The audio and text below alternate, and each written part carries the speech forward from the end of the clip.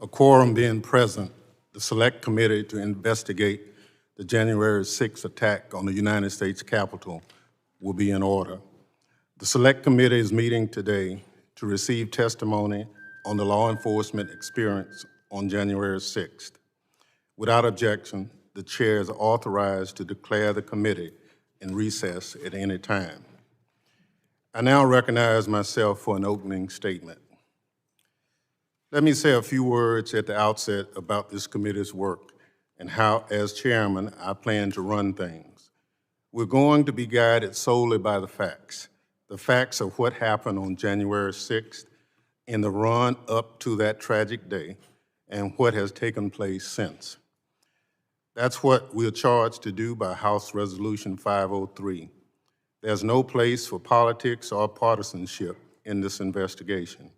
Our only charge is to follow the facts where they lead us.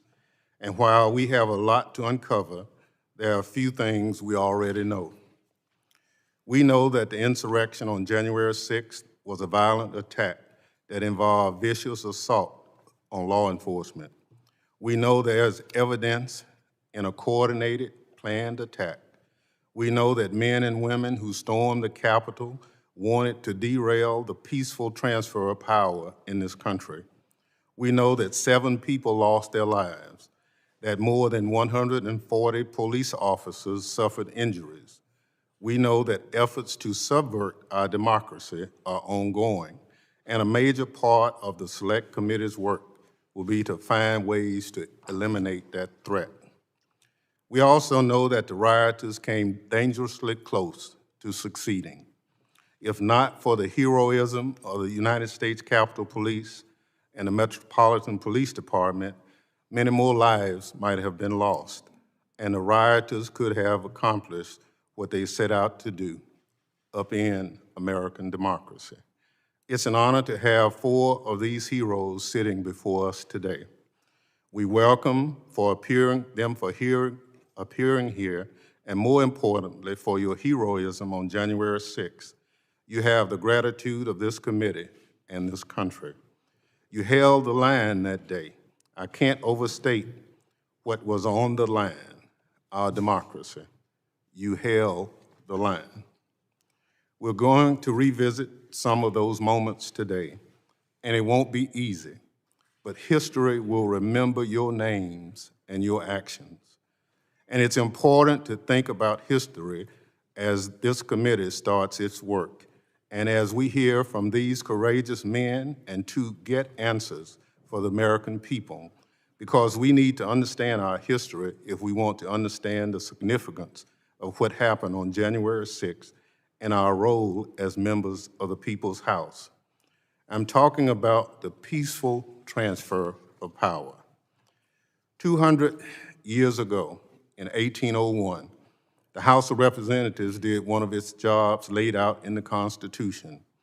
After a deadlock in the Electoral College, this body cast 36 ballots and ultimately settled the contest for President of the United States. What followed was the first peaceful transfer of power in our country's history. We know that since then, our history has been far from perfect. We've been torn apart and brought back together. We've struggled across generations to make our country's great vision a reality for all Americans. We won victories and we've suffered failures. But the peaceful transfer of power has stood as the pillar of our democracy. It's one of those things we rely on, a safeguard that we hold close, because as heated and angry and divided as we may be, whatever victories we celebrate or upheavals we endure, we can rest easy knowing that when the moment comes, our system guarantees that one party will hand the reins to another if that's the will of the people. And while our institutions endured, and while Joe Biden is the legitimately elected president of the United States, a peaceful transfer of power didn't happen this year. It did not happen. Let that sink in. Think about it. A violent mob was pointed toward the Capitol and told to win a trial by combat. Some descended on this city with clear plans to disrupt our democracy. One rioter said that they weren't there to commit violence, but that, I'm quoting, "We are just there to overthrow the government." I want to repeat that.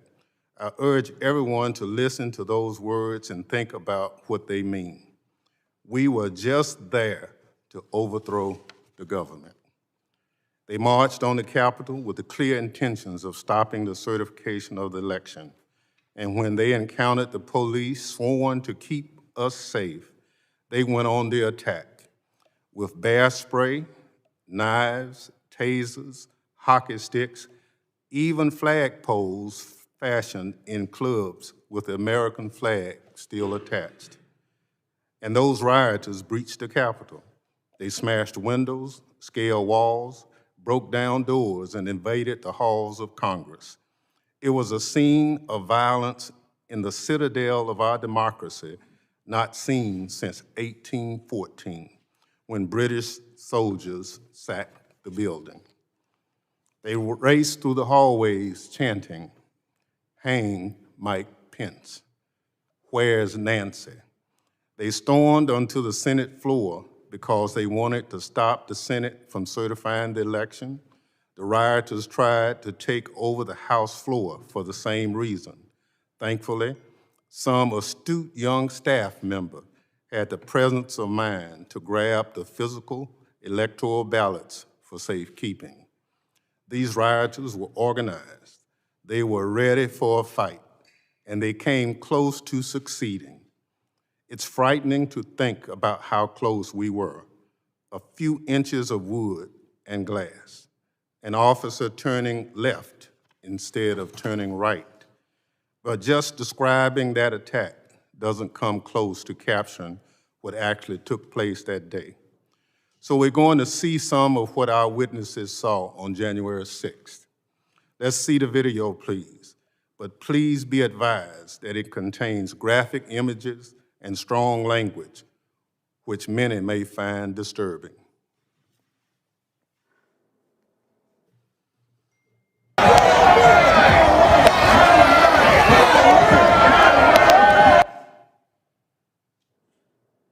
Hey, brother, we're boots on the ground here. We're moving on to Capitol now. I'll give you a boots on the ground update here in a few. Multiple Capitol entries!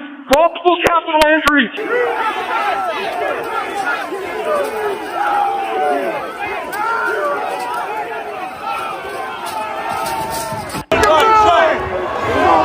Take the building! Fuck you, police! Even track, we are still taking metal, sharpened objects, missiles to include bottles and rocks, and hand-thrown chemical-grade fireworks.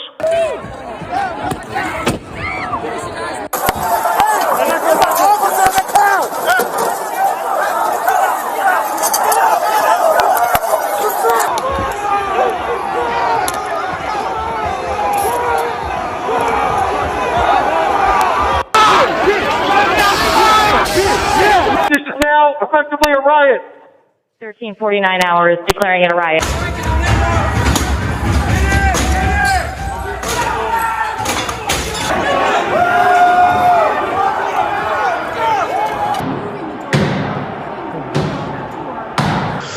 Okay, guys, apparently this tip of the spear has entered the Capitol building.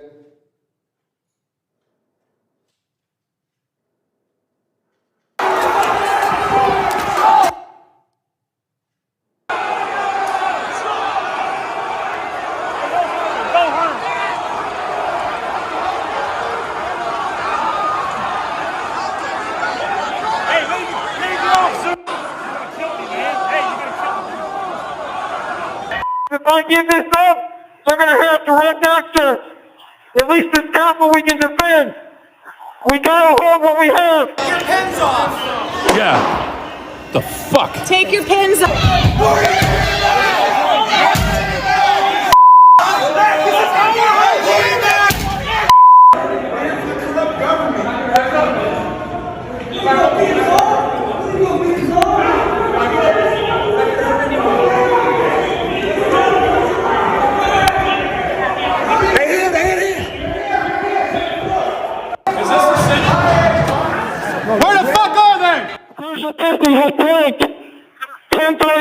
10:33. I repeat, 10:33. West front of the Capitol.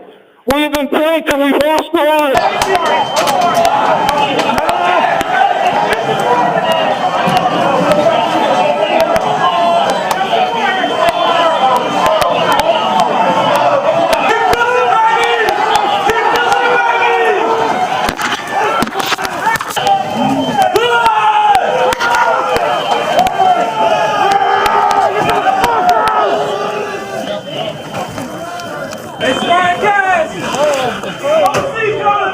Lock the shields! Lock them together! Lock them together! We need fresh patriots in abroad! Jimmy, get him to the back! Get him to the back! Get him to the back! Let's get some fresh faces up front!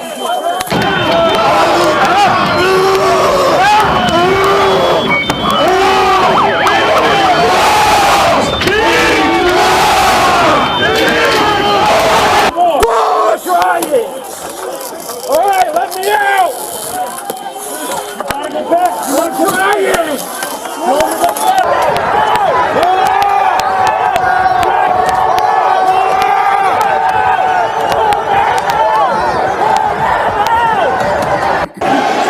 Can I speak to Pelosi? Yeah, we're coming, bitch! Oh, my bitch, we're coming for you too, fucking traitor!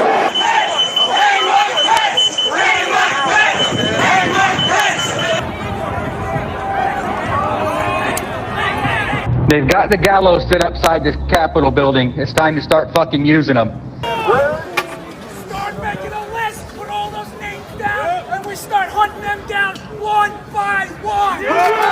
Traitors get guillotined! Mobilize in your own cities, your own counties, storm your own Capitol buildings, and take down every one of these corrupt motherfuckers. So we fucking need to have 30,000 guns up here. That's true.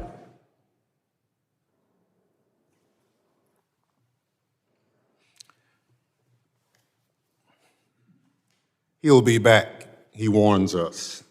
It's just chilling. I thank God for our democracy and our republic withstood this assault. But that man's warning reminds us that this threat hasn't gone away. It looms over our democracy like a dark cloud. Some people are trying to deny what happened, to whitewash it, to turn the insurrectionists into martyrs. But the whole world saw the reality of what happened on January 6th.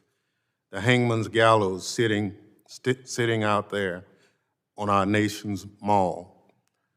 The flag of that first failed and disgraced rebellion against our union being paraded through the Capitol.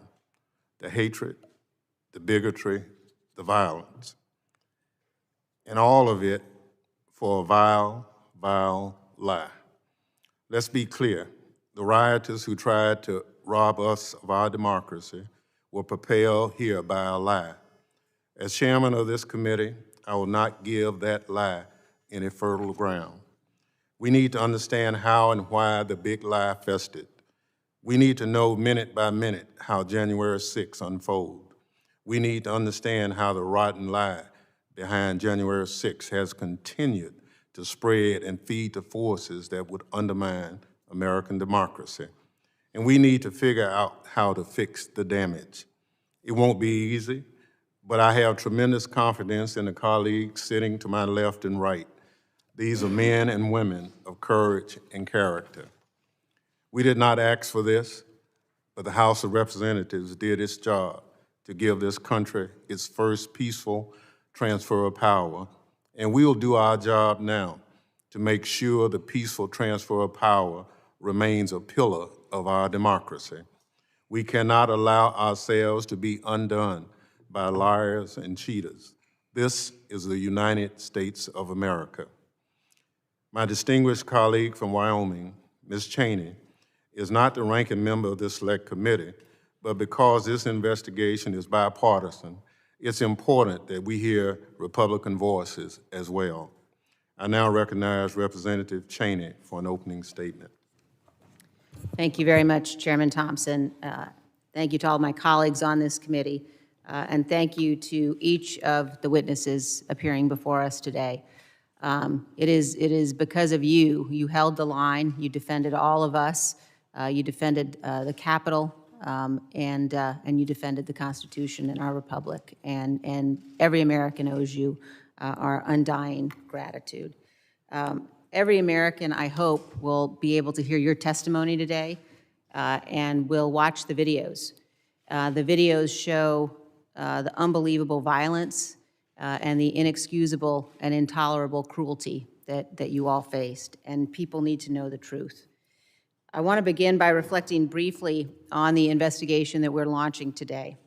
Every one of us here on the dais voted for and would have preferred that these matters be investigated by an independent, nonpartisan commission composed of 5 prominent Americans selected by each party and modeled on the 9/11 Commission. Although such a commission was opposed by my own leadership in the House, it overwhelmingly passed with the support of 35 Republican members. It was defeated by Republicans in the Senate, and that leaves us where we are today. We cannot leave the violence of January 6th and its causes uninvestigated. The American people deserve the full and open testimony of every person with knowledge of the planning and preparation for January 6th. We must know what happened here at the Capitol. We must also know what happened every minute of that day in the White House, every phone call, every conversation, every meeting leading up to, during, and after the attack. Honorable men and women have an obligation to step forward. If those responsible are not held accountable, and if Congress does not act responsibly, this will remain a cancer on our constitutional republic, undermining the peaceful transfer of power at the heart of our democratic system. We will face the threat of more violence in the months to come, and another January 6th every 4 years. I have been a conservative Republican since 1984, when I first voted for Ronald Reagan. I've disagreed sharply on policy and politics with almost every Democratic member of this committee.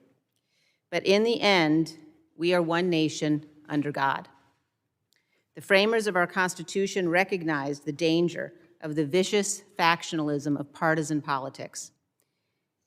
And they knew that our daily arguments could become so fierce that we might lose track of our most important obligation, to defend the rule of law and the freedom of all Americans. That is why our framers compelled each of us to swear a solemn oath to preserve and protect the Constitution.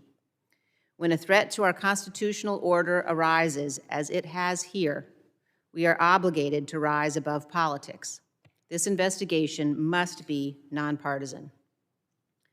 While we begin today by taking the public testimony of these 4 heroic men, we must also realize that the task of this committee will require persistence. We must issue and enforce subpoenas promptly. We must get to objective truth.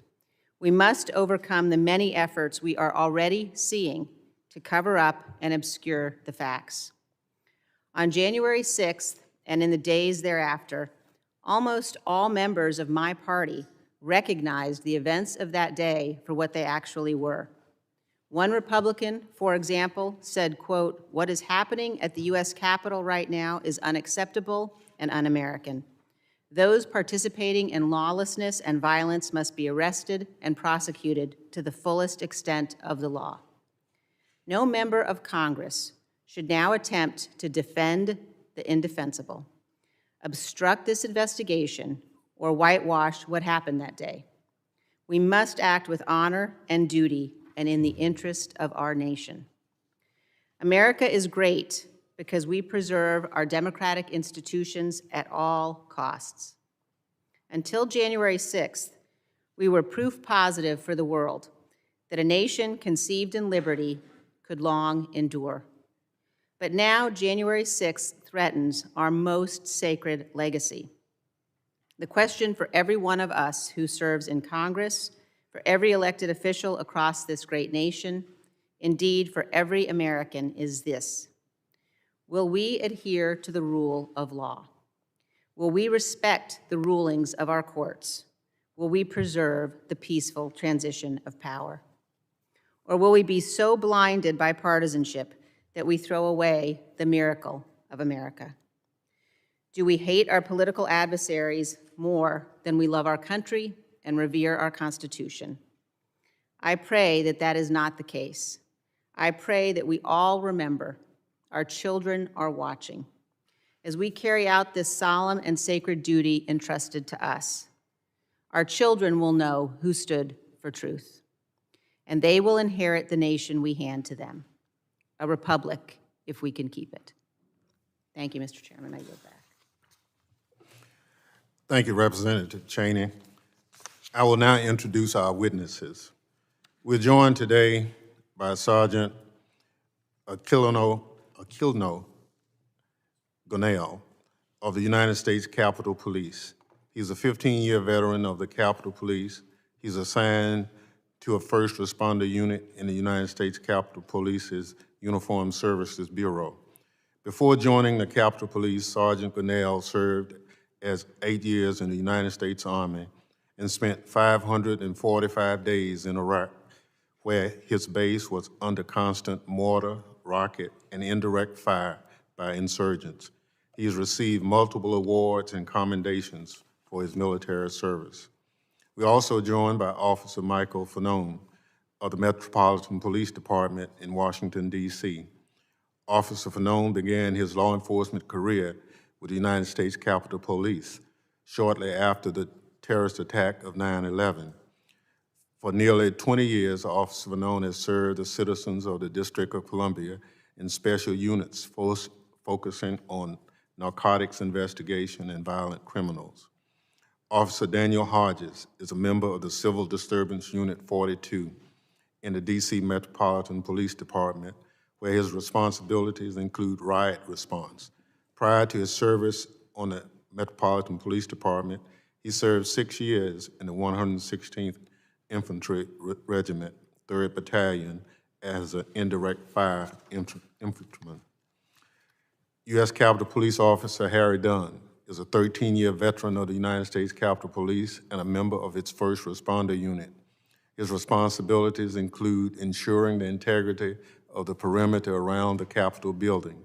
Officer Dunn has been among the first Capitol Police officers to describe what happened to law enforcement on January 6. I will now swear in our witnesses. Witnesses will please rise and raise their right hand.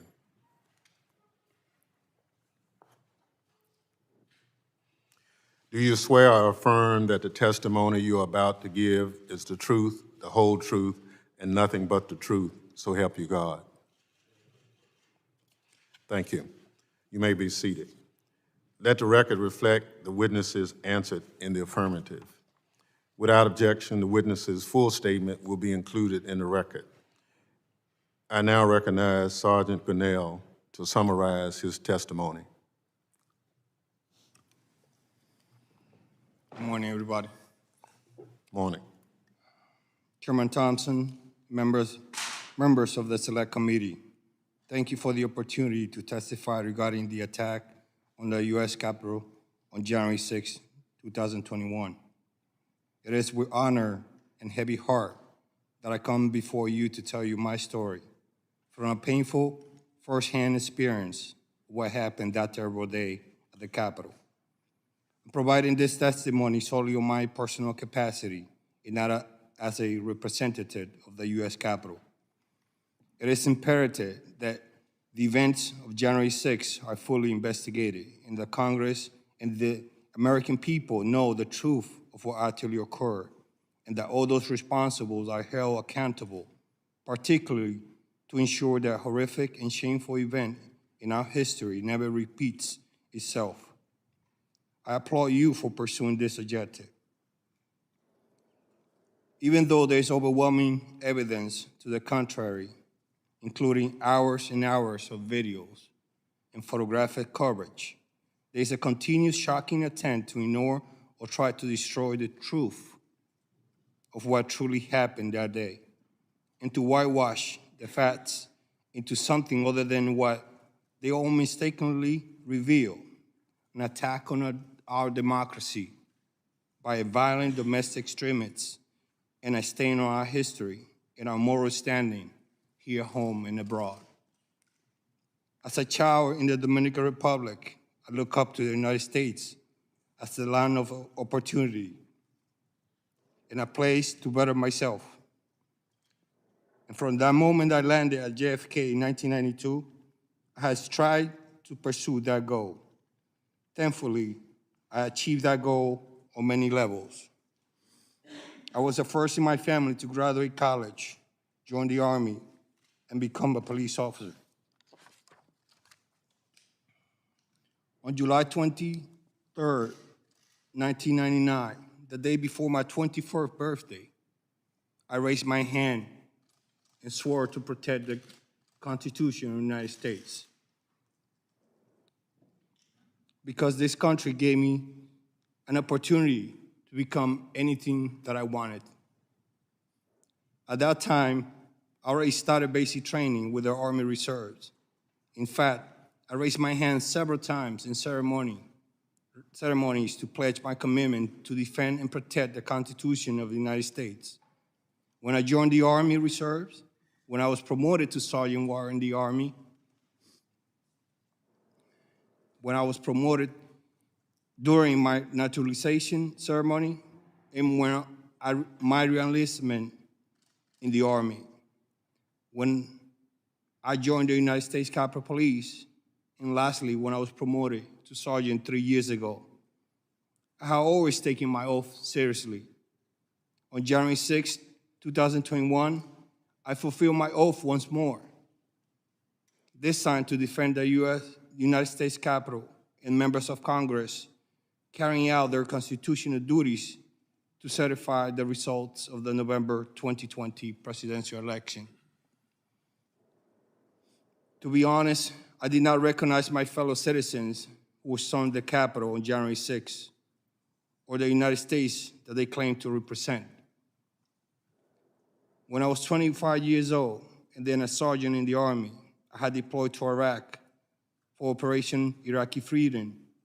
From time to time, I volunteered to travel on IED-infested roads to conduct supply missions for U.S. and allied forces and local Iraqi population as well. But on January 6, for the first time, I was more afraid to work at the Capitol than my entire deployment to Iraq. In Iraq, we expected armed violence because we were in a war zone, but nothing in my experience in the Army or as a law enforcement officer prepared me for what we confronted on January 6. The verbal assaults and disrespect we endured from the rioters were bad enough.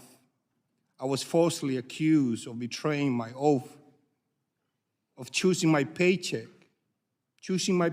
over my loyalty to the U.S. Constitution, even as I defended the very democratic process that protected everyone in the hostile crowd. While I was at the Lower West Terrace at the Capitol, working with my fellow officers to prevent the breach and restore order, the rioters called me a traitor, a disgrace, and shouted that I,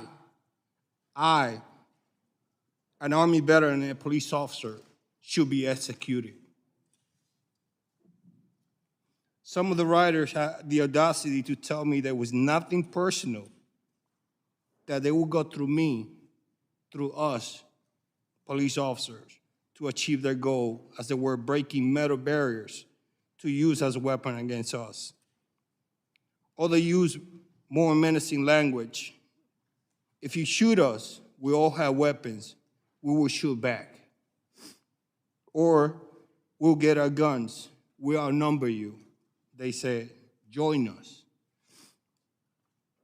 I heard specific threats to the lives of Speaker Nancy Pelosi and then also Vice President Mike Pence.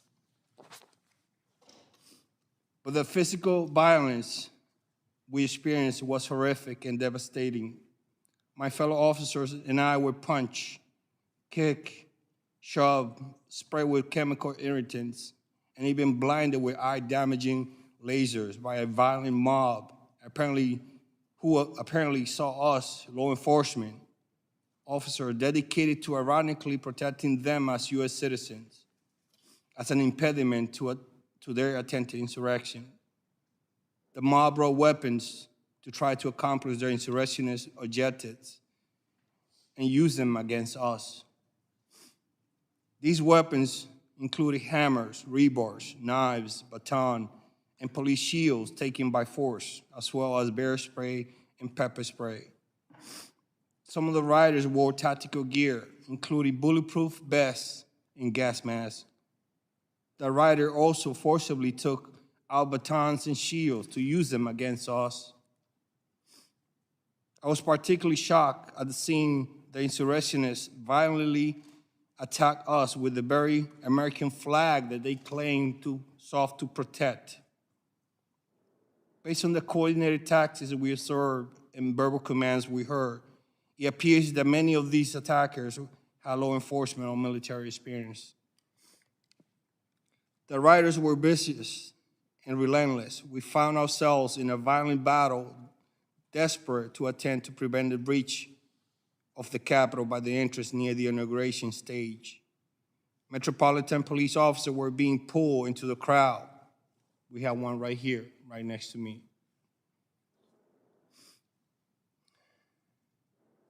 As we tried to push the rioters back from the breach in the Capitol, in my attempt to assist two MPD officers, I grabbed one by the officer by the back of the collar and pulled him back to the police line. When I tried to help the second officer, I fell on top of some police shields on the ground that were slippery because of the pepper spray and bear spray. Rioters immediately began to pull me by my leg, by my shield, by my gear strap on my left shoulder. My survivor's instincts kicked in, and I started kicking and punching as I tried in vain to get MPD officer attention behind and above me. But they could not help me because they also were being attacked. I finally was able to hit the rider who was grabbing me with my baton and able to stand. And then I continued to fend off new attackers as they kept rotating and attacking us again and again. What we were subjected that day was like something from a medieval battle. We fought hand to hand, inch by inch, to prevent an invasion of the Capitol by a violent mob intent on subverting our democratic process. My fellow officers and I were committed to not letting any rioters breach the Capitol. It was a prolonged and desperate struggle. The rioters attempted to breach the Capitol were shouting, "Trump, send us. Pick the right side. We want Trump." I vividly heard officers screaming in agony and pain just an arm length from me. I didn't know at that time, but that was Officer Hodges, and he's here today to testify. I, too, was being crushed by the rioters. I could feel myself losing oxygen and recall thinking to myself, this is how I'm going to die, defending this entrance. Many of the officers fighting alongside me were calling for shields because their shields had been stripped from them by the rioters. I was one of the few officers left with a shield, so I spent the majority of my time at the front of the line. I later find out that my wife and relatives were here in the U.S. and abroad. Were frantically calling and texting me from 2 p.m. onward because they were watching the turmoil on television. It was now until 4:26 p.m. after giving CPR to one of the rioters who breached the Capitol in an effort to save her life, that I finally had a chance to let my own family know that I was alive.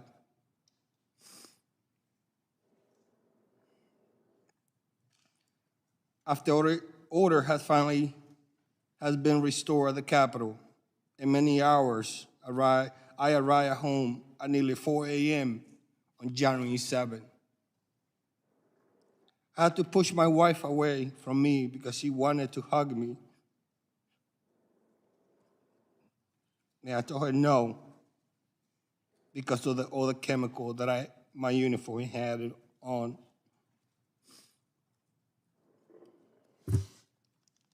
Sorry.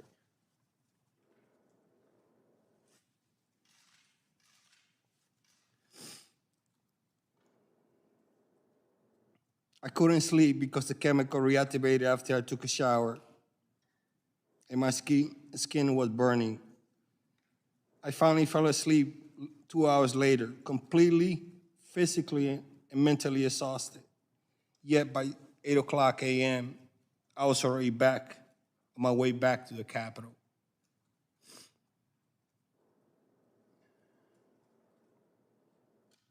And I continued to work for 15 consecutive days until after the inauguration. I made sure to work despite my injuries because I wanted to continue doing my job and help secure the Capitol complex. More than 6 months later, I'm still trying to recover from my injuries. Many of my fellow Capitol officers, as well as MPD officers, suffer terrible physical injuries from the violence inflicted on us on January 6th. I sustained injuries on both my hands, my left shoulder, my left calf, and my right foot. I already had undergone bone fusion surgery on my right foot, and I was just told that I need surgery on my left shoulder. I have been on medical and administrative leave for much of the past 6 months, and I expect to need further rehabilitation for possibly more than a year. There are some who express outrage when someone kneels while calling for social justice. Where are those same people expressing the outrage to condemn the violence attack on law enforcement, the Capitol, and our American democracy? I'm still waiting for them. As Americans in the world watching horror what was happening at the Capitol, we did not receive timely reinforcement and support we needed. In contrast, during the Black Lives Matter protests last year, U.S. Capitol Police had all the support we needed and more.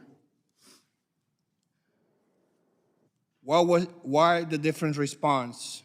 Were it not for the brave members of the MPD and later on from other law enforcement agencies, I'm afraid to think what could have happened on January 6th. I want to publicly thank all the law enforcement agencies that responded to assist that day for their courage and their support. I especially want to thank those Capitol Police officers who responded on their own from home after working midnight shift. Despite being outnumbered, we did our job. Every member of the House of Representatives, senators, and staff member made it home. Sadly, as a result of that day, we lost officers, some really good officers. But we held the line to protect our democratic process because the alternative would have been a disaster. We are not asking for medals or recognition. We simply want justice and accountability. For most people, January 6th happened for a few hours. But for those of us who were in the thick of it, it has not ended. That day continued to be a constant trauma for us literally every day, whether because of our physical or emotional injuries or both. while it has not received much attention, sadly, many of my colleagues have quietly resigned from the Capitol because of that day. I'm also regularly called by law enforcement officials and prosecutors to help identify from photographs and videos the rioters. And to be honest, physical therapy is painful and hard. I could have lost my life that day, not once, but many times.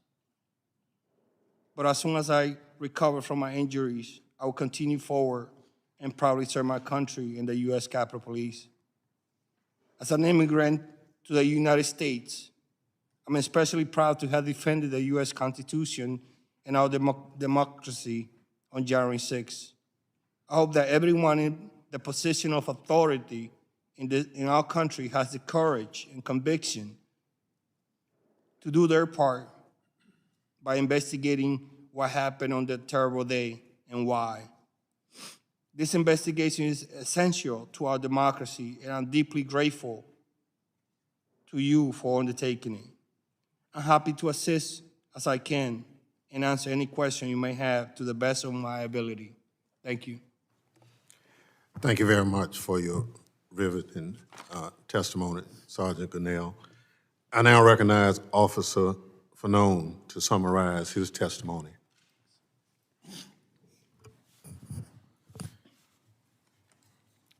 Thank you, Mr. Chairman, and members of this committee, for inviting me to provide my eyewitness testimony of the violent assault on our nation's capital on January 6, 2021. My name, for those of you who don't know, is Michael Fanone. And while I've been a sworn officer with the Metropolitan Police Department in Washington, D.C. for almost 2 decades, my law enforcement career actually began here in this building as a United States Capitol Police officer shortly after 9/11. In part because of the 2001 attack on our country by terrorists, I felt called to serve. As a Capitol Police officer, I was proud to protect this institution and dedicated members of Congress and their staff who work hard each day to uphold our American democracy. I remain proud of the work of the United States Capitol Police and MPD officers who literally commit their lives to protecting the safety of each of you and all of us in this room in our nation's capital. After leaving the United States Capitol Police, I became an MPD officer serving the residents of Washington, D.C. I have spent the majority of my nearly 20 years as a Metropolitan Police officer working in special mission units whose responsibilities include the investigation and arrest of narcotics traffickers and violent criminals. I've worked both as an undercover officer and a lead case officer in many of these investigations. In this line of work, it probably won't shock you to know that I've dealt with some dicey situations. I thought I had seen it all, many times over. Yet what I witnessed and experienced on January 6, 2021 was unlike anything I had ever seen, anything I had ever experienced or could have imagined in my country. On that day, I participated in the defense of the United States Capitol from an armed mob of thousands determined to get inside, because I was among the vastly outnumbered group of law enforcement officers protecting the Capitol and the people inside it. I was grabbed, beaten, tased, all while being called a traitor to my country. I was at risk of being stripped of and killed with my own firearm as I heard chants of "kill him with his own gun." I could still hear those words in my head today. Although I regularly deal with risky situations on the job, nowhere in my wildest imagination did I ever expect to be in that situation or sitting here before you talking about it. That experience and its aftermath were something that not even my extensive law enforcement training could prepare me for. I was just one of hundreds of local police who lined up to protect Congress, even though I had not been assigned to do that. Some had asked why we ran to help when we didn't have to. I did that because I simply could not ignore what was happening. Like many other officers, I could not ignore the numerous calls for help coming from the Capitol complex. I'm a plainclothes officer assigned to the 1st District's crime suppression team. But for the first time in nearly a decade, I put on my uniform. When my partner, Jimmy Albright, and I arrived at the Capitol around 3 that afternoon, it was like it was unlike any scene I had ever witnessed. Jimmy parked our police vehicle near the intersection of South Capitol Street and D Street in Southeast, and we walked to the Capitol, from there passing the Longworth House Office building. It was eerily quiet, and the sidewalks, usually filled with pedestrians, were empty. As we made our way to Independence Avenue, I could see dozens of empty police vehicles that filled the street, police barricades which had been abandoned, and hundreds of angry protesters, many of whom taunted us as we walked towards the Capitol building. Jimmy and I immediately began to search for an area where we could be of most assistance. We made our way through a door on the south side of the Capitol, walking then to the crypt and finally down to the lower West Terrace tunnel. It was there that I observed a police commander struggling to breathe as he dealt with the effects of CS gas that lingered in the air. Then I watched him collect himself, straighten his cap and trench coat adorned with its silver eagles, and return to the line. That commander was Ramey Kyle of the Metropolitan Police Department, and those images are etched into my memory, never to be forgotten. In the midst of that intense and chaotic scene, Commander Kyle remained cool, calm, and collected as he gave commands to his officers. "Hold the line," he shouted over the roar. Of course, that day, the line was the seat of our American government. Despite the confusion and stress of the situation, observing Ray's leadership, protecting a place I cared so much about, was the most inspirational moment of my life. The bravery he and others showed that day are the best examples of duty, honor, and service. Each of us who carries a badge should bring those core values to our work every day. The fighting in the lower West Terrace tunnel was nothing short of brutal. Here I observed approximately 30 police officers standing shoulder to shoulder, maybe 4 or 5 abreast, using the weight of their bodies to hold back the onslaught of violent attackers. Many of these officers were injured, bleeding, and fatigued, but they continued to hold the line. As I don't have to tell the members in this room, the tunnel is a narrow and long hallway. It is not the sort of space anyone would want to be pulled into hand-to-hand combat with an angry mob. Although the narrowness of the hallway provided what was probably the only chance of holding back the crowd from entering your personal offices, the House, and Senate chambers. In an attempt to assist injured officers, Jimmy and I asked them if they needed a break. There were no volunteers. Selflessly, those officers only identified other colleagues who may be in need of assistance. The fighting dragged on.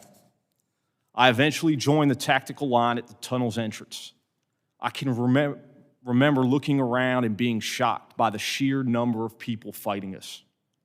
As my police body-worn camera shows, thousands upon thousands of people seemingly determined to get past us by any means necessary. At some point during the fighting, I was dragged from the line of officers and into the crowd. I heard someone scream, "I got one!" As I was swarmed by a violent mob, they ripped off my badge. They grabbed and stripped me of my radio. They seized ammunition that was secured to my body. They began to beat me with their fists and with what felt like hard metal objects. At one point, I came face to face with an attacker who repeatedly lunged for me and attempted to remove my firearm. I heard chanting from some in the crowd, "Get his gun," and "Kill him with his own gun."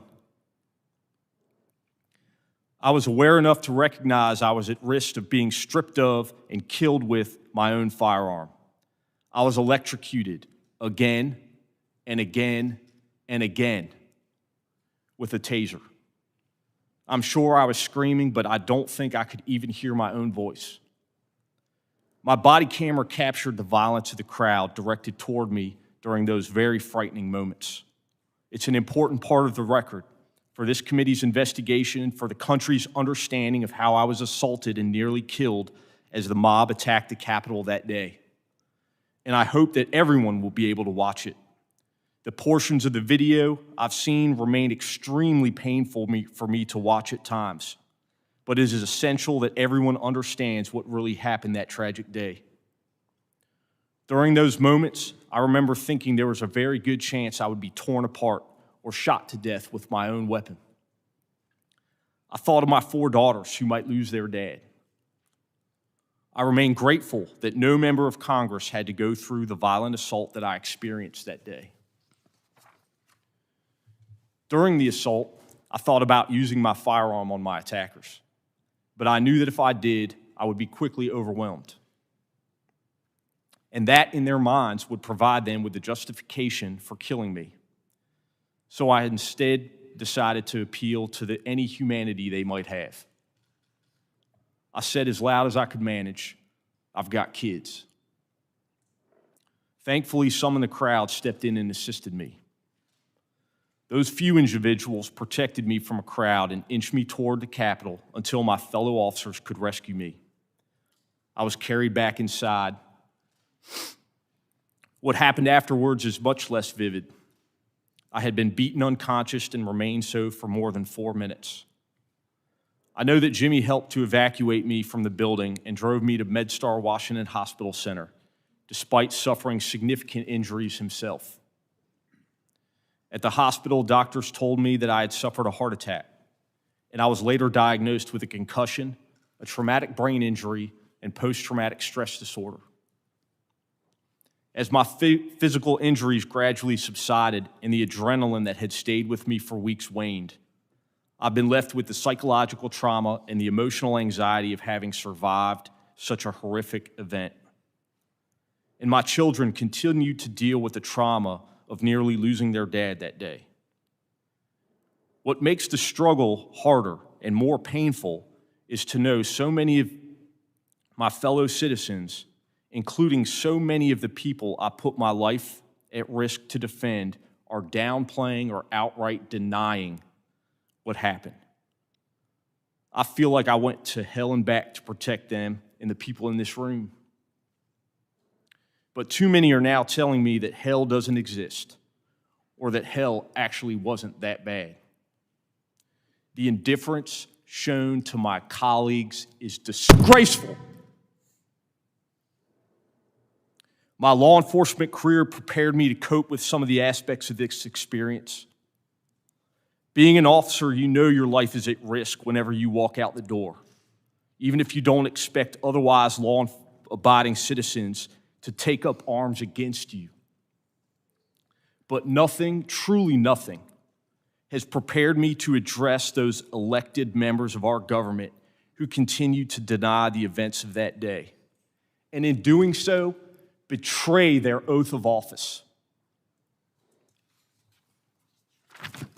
Those very members whose lives, offices, staff members I was fighting so desperately to defend. I agreed to speak here today and have talked publicly about what happened because I don't think our response to the insurrection should have anything to do with political parties. I know that what my partner Jimmy and I suited up for on January 6th didn't have anything to do with political parties or about politics or what political party any of you public servants belong to. I've worked in this city for 2 decades, and I've never cared about those things, no matter who was in office. All I've ever cared about is protecting you and the public, so you can do your job in service to this country and for those whom you represent. I appreciate your time and attention. I look forward to the committee's investigation, and I am hopeful with your commitment, we as a country will confront the truth of what happened on January 6th and do what is necessary to make sure this institution of our democracy never falls into the hands of a violent and angry mob. We must also recognize the officers who responded that day, many unsolicited, and their countless acts of bravery and selflessness. It has been 202 days since 850 MPD officers responded to the Capitol and helped stop a violent insurrection from taking over this Capitol complex, which almost certainly saved countless members of Congress and their staff from injury and possibly death. The time to fully recognize these officers is now. Thank you again for the opportunity to provide my testimony here today. Thank you very much for your testimony, and I don't think there's any question you have our commitment that we will do just that as a committee. Thank you, sir. I now recognize Officer Hodges to summarize his testimony. Good morning to the committee, members of the press, and to the country. To the members of the committee, I'd like to thank you for your invitation today to provide my account of my knowledge and experiences from January 6th, 2021. As the chairman mentioned, I'm a member of Civil Disturbance Unit 42 and is working in that capacity on the day in question.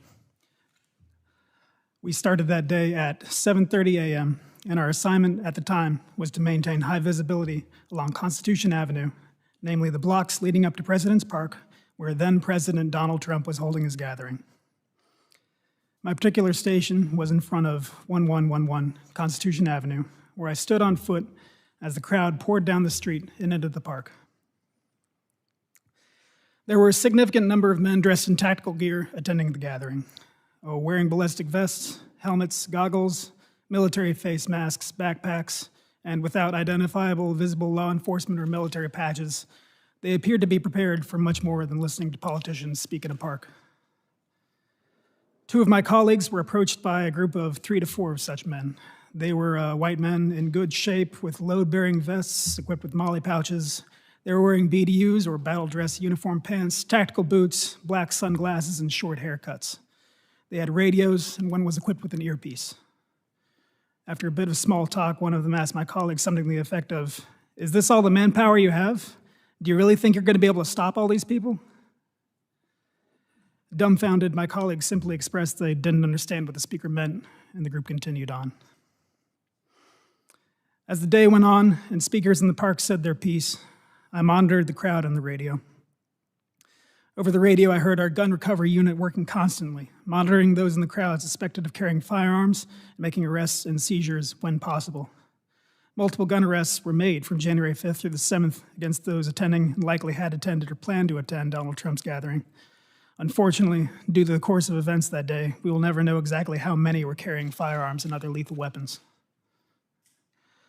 I don't know what time it was, but eventually the flow of the foot traffic reversed, with people leaving President's Park and traveling eastbound down Constitution Avenue towards the United States Capitol.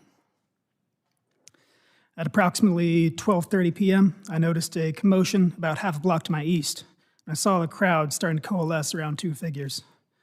I ran to where they were and found a confrontation at the intersection of 10th and Constitution Avenue Northwest.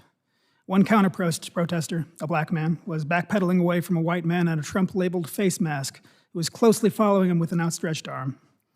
Myself and my colleague first arrived and physically separated the two, but a crowd of Donald Trump's people had gathered. They attempted to bait the counter-protester into attacking, shouting insults such as, "Your mother's a whore," and accusing him of hiding behind the cops. Eventually, enough MPD members had gathered to move along the crowd, who continued eastbound toward the Capitol building, and the counter-protester departed northbound on 10th Street. Returning to my post, I continued to monitor the radio. I could hear Commander Glover leading the defense efforts at the Capitol as the protesters began their transition from peaceful assembly into terrorism. I became agitated and wished we could move in to support as I could hear the increasing desperation in the commander's voice. Yet we still had to wait for our orders to change. And eventually they did. At approximately 1:30 p.m., the commander authorized rapid response platoons to deploy their hard gear and respond to the Capitol, including CDU 42. The last thing I remember hearing over the air before departing for the Capitol grounds was confirmation that our explosive ordnance disposal team had discovered a device. Given which unit was being associated with the device, I immediately realized MPD had discovered a bomb of some type near the Capitol. This thought was never far from my mind for the rest of the day. We ran back to our vans and got on our hard gear as quickly as we could. Navigating alternate routes to avoid the foot traffic, we drove as close as we could to the Capitol, disembarking at the northwest side of the Capitol grounds. We gave our gear a final check and marched towards the West Terrace. The crowd was thinner the further out from the Capitol you were. So as we marched, the resistance we initially met was verbal. A man sarcastically yelled, "Here come the boys in blue, so brave." Another called on us to remember your oath. There was plenty of booing.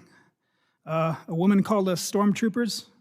Another woman, who was part of the mob of terrorists laying siege to the Capitol of the United States, shouted traitors. More found appeal in this label and shouted traitors at us as we passed. One man attempted to turn it into a duosyllabic chant. We continued to march. We had been marching in two columns, but as we got closer to the West Terrace, the crowd became so dense that in order to progress, we marched single file, with our hands on the shoulders of the man in front of us in order to avoid separation. However, as we came close to the terrace, our line was divided and we came under attack. A man attempted to rip the baton from my hands, and we wrestled for control.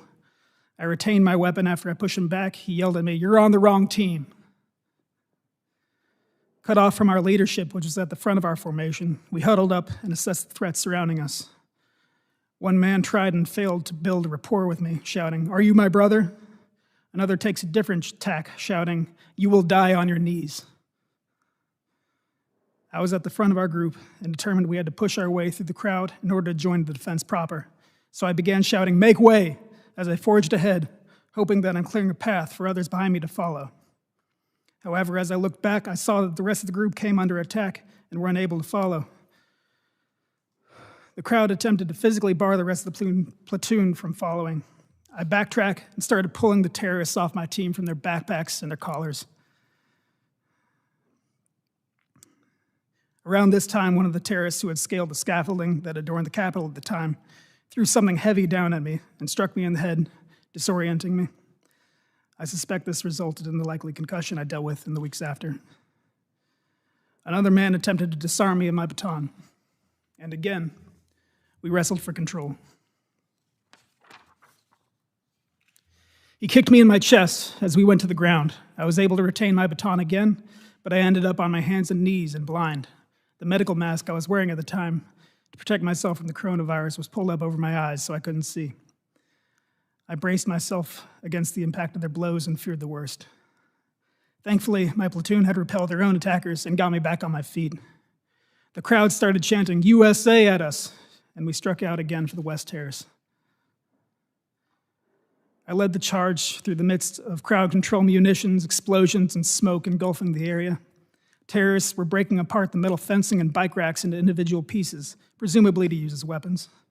Thankfully, we made it to the secondary defense line on the West Terrace that MPD and Capitol Police were managing to hold. The rest of my platoon got behind the line, and we could take stock of the situation. I realized that back during the previous assault, someone had stolen my radio. From that point on, I was in the dark as to our current status, when reinforcements would arrive.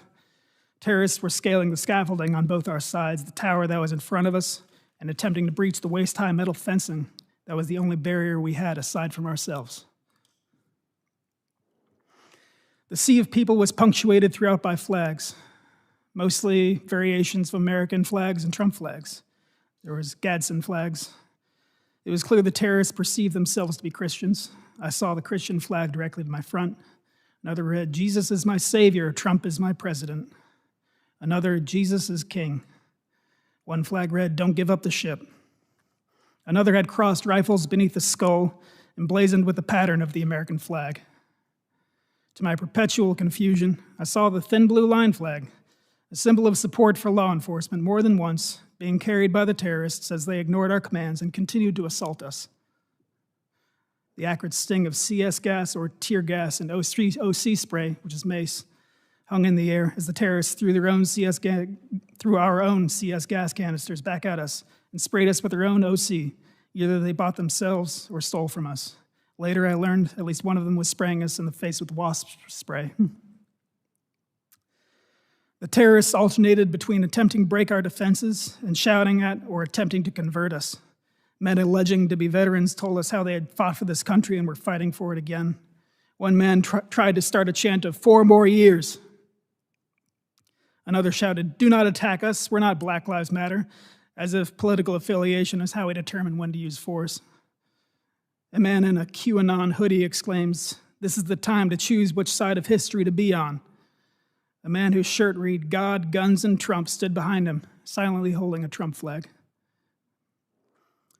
A new man came to the front and fixated on me, continually berating me, telling me to take off my gear and give it to him, to show solidarity with we the people, or we're going to run over you. His voice cracked with the strain and the volume of his threats. He continued, "Do you think your little pea-shooter guns are going to stop this crowd? No, we're going in that building." Eventually, there was a surge in the crowd. The fence buckled and broke apart, and we were unable to hold the line. A chaotic melee ensued. Terrorists pushed through the line and engaged us in hand-to-hand combat. Several attempted to knock me over and steal my baton. One latched onto my face and got his thumb in my right eye, attempting to gouge it out. I cried out in pain and managed to shake him off.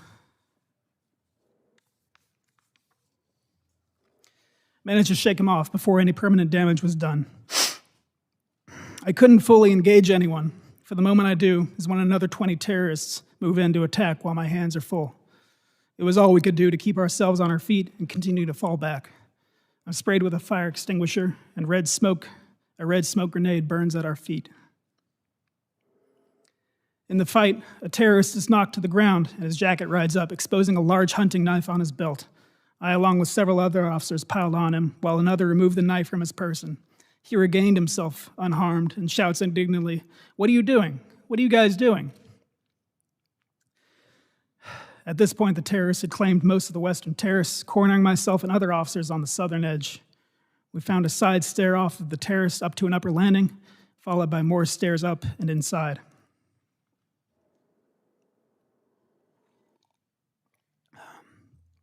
Inside the Capitol building, officers walked through the halls briefly until they found a place to sit, decontaminate their faces of OC and CS, and take a quick breather. I followed suit.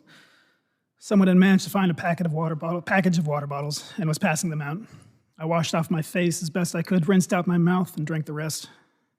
I took the opportunity of relative safety to don my gas mask. Not long afterward, I heard someone calling for officers to move to assist. I steeled myself for another round and descended a stairway into a long hallway filled with smoke and screams. The Capitol building is labyrinthine, but judging from the sound of intense combat, I could tell this hallway led outside to where the terrorists had forced our retreat. Officers were stacked deep, but every so often one would fall back from the front line, nursing an injury or struggling to breathe, and those who remained would take a step forward. It was a battle of inches, with one side pushing the other a few, and then the other side regaining their ground. At the time, I, and I suspect many others in the hallway, did not know that the terrorists had gained entry into the building by breaking in doors and windows elsewhere, so we believed ours to be the last line of defense before the terrorists had true access to the building and to potentially our elected representatives. Eventually, it was my turn in the meat grinder that was the front line. The terrorists had a wall of shields that they had stolen from officers, as well as stolen batons, what other armaments they brought. Even during this intense contest of wills, they tried to convert us to their cult. One man shouted, "We all just want to make our voices heard, and I think you feel the same. I really think you feel the same." All while another man attempts to batter us with a stolen shield. Another man, like many others, didn't seem to appreciate that this wasn't a game. He fought his way across the lawn, up the steps, through the western terrace, all the OC and CS gas, and at the front line of this final threshold was asking us to hold on because he has asthma. The two sides were at a stalemate at a metal door frame that sat in the middle of the hallway.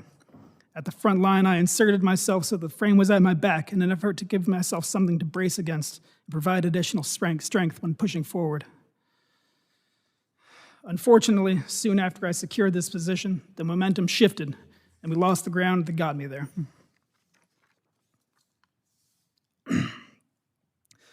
On my left was a man with a clear riot shield stolen during the assault. He slammed it against me and, with all the weight of the bodies pushing behind him, trapped me. My arms were pinned and effectively useless. trapped against either the shield on my left or the door frame on my right, with my posture granting me no functional strength or freedom of movement. I was effectively defenseless and gradually sustaining injury from the increasing pressure of the mob. Directly in front of me, a man seized the opportunity of my vulnerability. He grabbed the front of my gas mask and used it to beat my head against the door. He switched to pulling it off my head, the straps stretching against my skull and straining my neck. He never uttered any words I recognized, but opted instead for guttural screams. I remember him foaming at the mouth. He also put his cell phone in his mouth so that he had both hands free to assault me. Eventually, he succeeded in stripping away my gas mask, and a new rush of exposure to CS and OC spray hit me. The mob of terrorists were coordinating their efforts now, shouting, "Heave! Ho!" as they synchronized, pushing their weight forward, crushing me further against the metal door frame. The man in front of me grabbed my baton that I still held in my hands, and in my current state, I was unable to retain my weapon. He bashed me in the head and face with it, rupturing my lip and adding additional injury to my skull. At this point, I knew I couldn't sustain much more damage and remain upright. At best, I would collapse and be a liability to my colleagues. At worst, be dragged out into the crowd and lynched. Unable to move or otherwise signal the officers behind me that I needed to fall back, I did the only thing that I could do and screamed for help.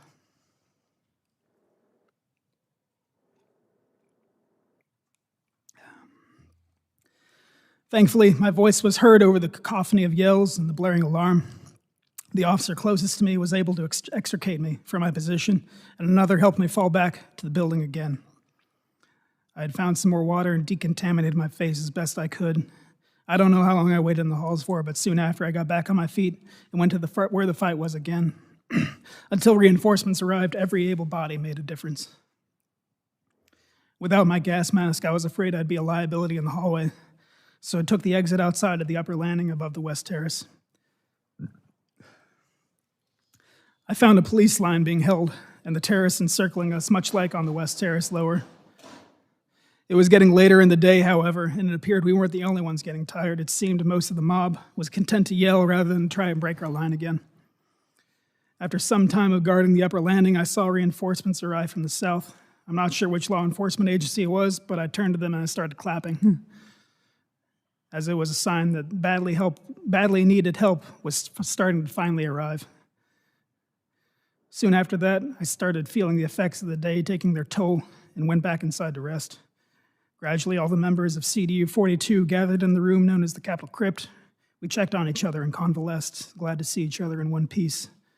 Despite our exhaustion, we would have ran out into the fight again should the need have arisen.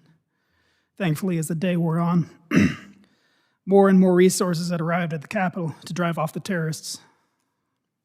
We stayed in the crypt until quite late.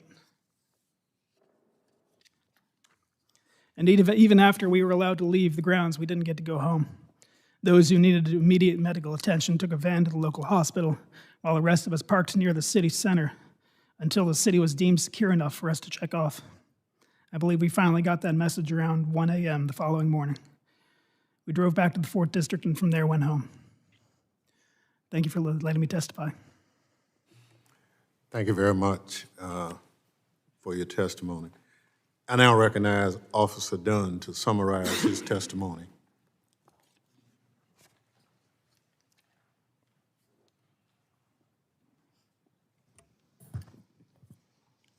Chairman Thompson, members of the Select Committee, thank you for the opportunity today to give my account regarding the events of January 6, 2021, from my firsthand experience as a Capitol Police officer directly involved in those events and still hurting from what happened that day. I'm providing this testimony solely in my personal capacity and not as a representative of the United States Capitol Police. Before I begin,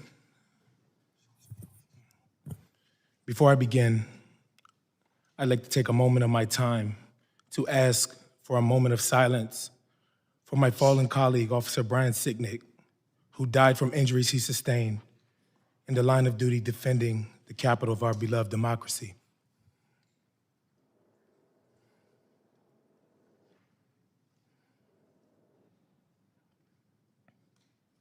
Thank you. I reported for duty at the Capitol as usual early on the morning of January 6th. We understood that the vote to certify President Biden's election would be taking place that day, and protests might occur outside the Capitol.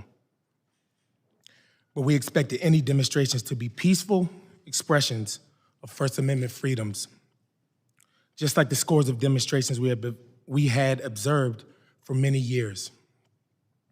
After roll call, I took my overwatch post on the east front of the Capitol, standing on the steps that led up to the Senate chamber. As the morning progressed, I did not see or hear anything that gave me cause for alarm. But around 10:56 a.m., I received a text message from a friend forwarding a screenshot of what appeared to be the potential plan of action, very different from a peaceful demonstration.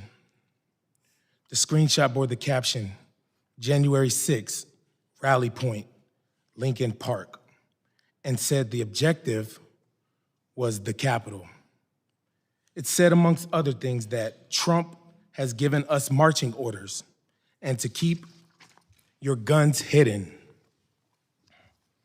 It urged people to bring your trauma kits and gas masks, to link up early in the day in 6 to 12-man teams. It indicated there would be time to arm up. Seeing that message caused me concern.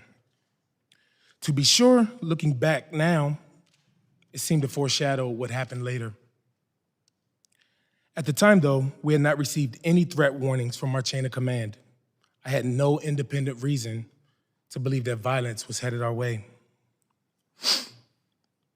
As the morning progressed and the crowd of protesters began to swell on the east side of the Capitol, many displaying Trump flags, the crowd was chanting slogans like, "Stop the steal," and "We want Trump."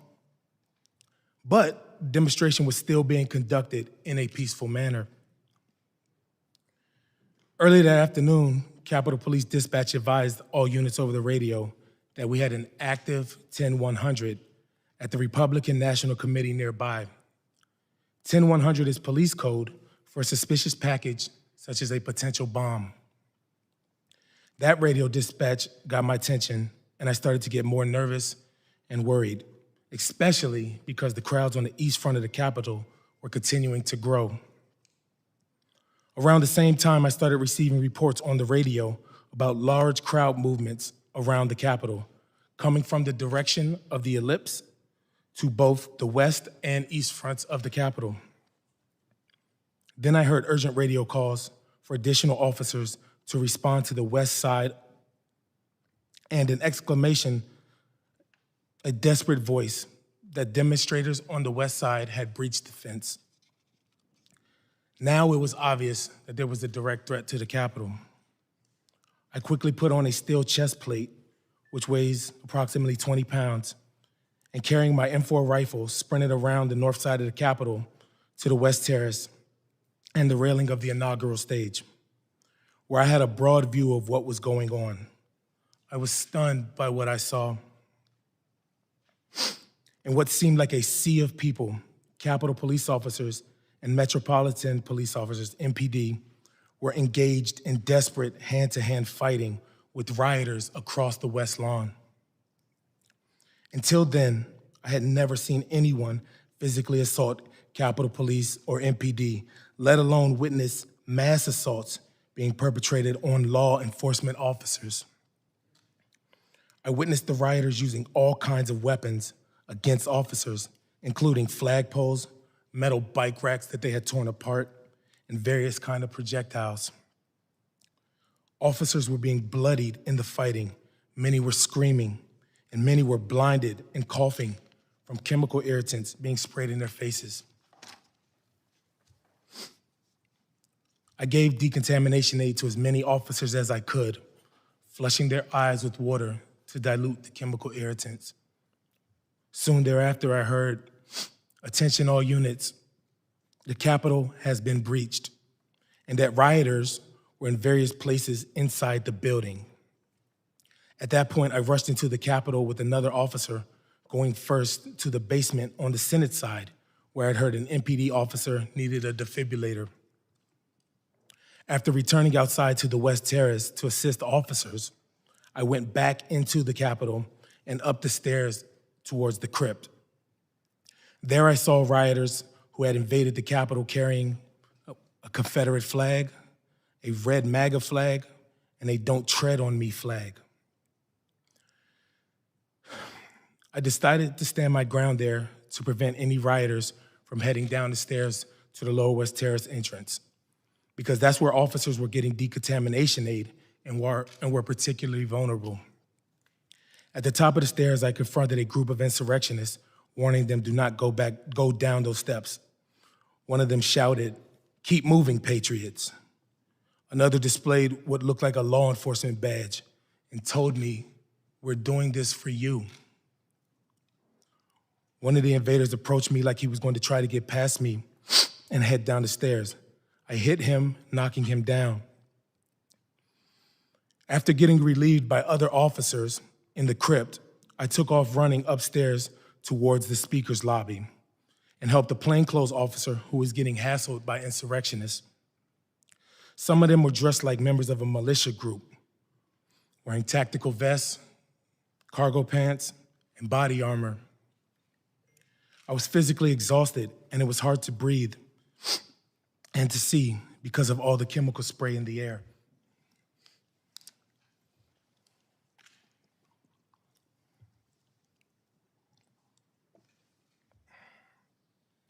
More and more insurrectionists were pouring into the area by the speaker's lobby near the rotunda, and some wearing MAGA hats and shirts that said Trump 2020. I told them to just leave the Capitol, and in response they yelled, "No, man, this is our house. President Trump invited us here. We're here to stop the steal. Joe Biden is not the president. Nobody voted for Joe Biden." I'm a law enforcement officer, and I do my best to keep politics out of my job. But in this circumstance, I responded, "Well, I voted for Joe Biden. Does my vote not count? Am I nobody?" That prompted a torrent of racial epithets. One woman in a pink MAGA shirt yelled, "You hear that, guys? This nigger voted for Joe Biden." Then the crowd, perhaps around 20 people, joined in screaming, "Boo, fucking nigger." No one had ever called me a nigger while wearing the uniform of a Capitol Police officer. In the days following the attempted insurrection, other Black officers shared with me their own stories of racial abuse on January 6th. One officer told me he had never, and in his entire 40 years of life, been called a nigger to his face, and that streak ended on January 6th. Yet another Black officer later told me he had been confronted by insurrectionists in the Capitol who told him, "Put your gun down and we'll show you what kind of nigger you really are." To be candid, the rest of the afternoon is a blur. But I know I went throughout the Capitol to assist officers who needed aid and help expel more insurrectionists. In the crypt, I encountered Sergeant Gonell, who was giving assistance to an unconscious woman who had been in the crowd of rioters on the west side of the Capitol. I helped to carry her to the area of the House Majority Leader's office, where she was administered CPR. As the afternoon wore on, I was completely drained, both physically and emotionally, and in shock and in total disbelief over what had happened. Once the building was cleared, I went to the rotunda to recover with other officers and share our experiences from what happened that afternoon. Representative Rodney Davis was there offering support to officers, and when he and I saw each other, he came over and he gave me a big hug. I sat down on a bench in the rotunda with a friend of mine who was also a Black Capitol Police officer and told him about the racial slurs I endured. I became very emotional and began yelling, "How the blank could something like this happen?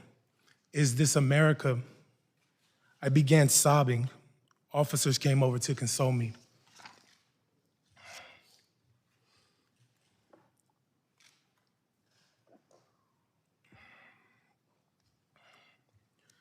Later on January 6th, after order and security had been restored in the Capitol through the hard work and sacrifices of law enforcement,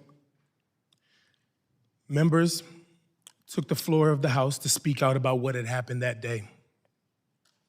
Among them was House Minority Leader Kevin McCarthy, who, along with my fellow officers, I had protected that day and will protect today and tomorrow. I had protected that day and will protect today and tomorrow. And the minority leader, to his great credit, said the following to the House: the violence, destruction, and chaos we saw earlier was unacceptable, undemocratic, and un-American. It was the saddest day I've ever had serving in this institution, end quote. Members of the Select Committee, the minority leader was absolutely right. How he described what took place in the Capitol. And for those of us in the Capitol Police who serve and revere this institution and who love the Capitol building, it was the saddest day for us as well. More than 6 months later, January 6th still isn't over for me. I've had to avail myself of multiple counseling sessions from the Capitol Police Employee Assistance Program, and I'm now receiving private counseling therapy for the persistent emotional trauma of that day. I've also participated in many peer support programs with fellow law enforcement officers from around the United States. I know so many other officers continue to hurt, both physically and emotionally. I want to take this moment to speak to my fellow officers about the emotions they are continuing to experience from the events of January 6th. There's absolutely nothing wrong with seeking professional counseling. What we went through that day was traumatic, and if you are hurting, please take advantage of the counseling services that are available to us. I also respectfully ask that this select committee review the available resources, the services available to us, and consider whether they are sufficient enough to meet our needs, especially with respect to the amount of leave that we are allowed. In closing, we can never again allow democracy to be put in peril, as it was on January 6th. I thank the members of the Select Committee for your commitment to determine what led to disaster at the Capitol on January 6th, what actually took place that day, and what steps should be taken to prevent such an attack on our democracy from ever happening again. I also want to thank and acknowledge my brothers and sisters in blue who fought alongside me on January 6th to protect our democracy. Each of you is a hero, and it is my honor to serve with you each and every day. I'd like to thank the American people for all of the support that they have provided these past several months to me and my fellow officers. Lastly, to the rioters, the insurrectionists, and the terrorists of that day, democracy went on that night and still continues to exist today. Democracy is bigger than any one person and any one party. You all tried to disrupt democracy that day, and you all failed. Thank you again for the opportunity to testify, and I would be happy to answer any questions that you may have. Thank you very much. I thank all the witnesses for their testimony. The rules we established allowed you the opportunity to tell your story. There's no question about it. You've done it in your own words. We appreciate it. And so what we will do now is begin our questioning of you. I now recognize myself for questions. At the time of the attack on the Capitol, I was in the gallery observing the proceedings on the House floor. While members of Congress were being protected by the police, you, the patriots protecting the Capitol and our very democracy, were being attacked by the mob outside. I want to learn more about what you did and what you witnessed. Officer Fanone, as a narcotics officer, you weren't supposed to be at the Capitol on January 6th, is that right? Yes, sir, that's correct. What prompted you to come to the Capitol?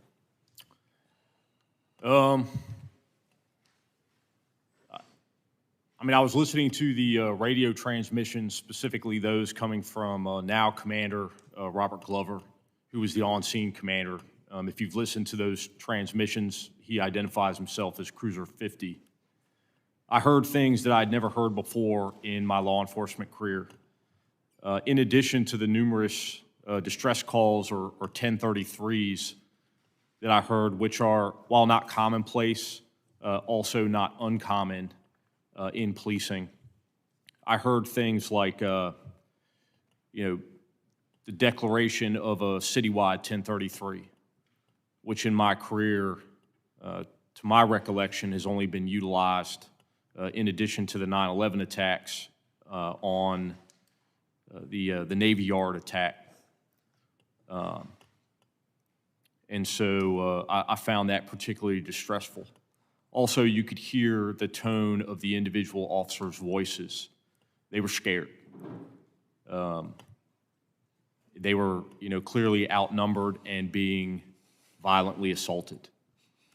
Thank you. So basically, the radio traffic, the 1033 signal on the radio, and your basic law enforcement instincts said your fellow comrades needed help, and therefore you made your way along with your friend to the Capitol.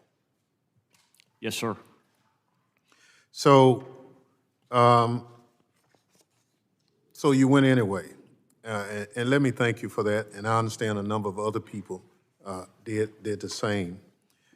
Officer Hodges, we've seen the harrowing video of you being crushed in a doorway as you bravely fought to keep the mob from breaching the Capitol. Many of your fellow officers' acts of heroism were not captured on video and are not therefore known to the public. Can you please share with the committee other acts of heroism by your colleagues on January 6th that you're aware of? Absolutely. One of my sergeants, Sergeant Brian Peake, while fighting to maintain control over the barricades on the West Terrace, was struck by a rioter and fractured and severely lacerating his right index finger. He kept in the fight for several more hours after that. He just put some tape on it and a napkin and went back to work. He was there for several hours before finally accepting medical evac. He ended up having to have the tip of his finger removed. Another officer who was out there in the fight with us, he, much like myself, he had a large, heavy object thrown and struck his head. He wasn't as lucky as me, though. He has suffered lost time from that day, and he remains still out on medical leave. Even today, he has not returned to work. But at the time, he was still fighting. Another officer, he was fought on the West Terrace and in the tunnel, was instrumental to the defense. After being completely soaked with OC spray, was shocked several times by a cattle prod one of the terrorists brought with them.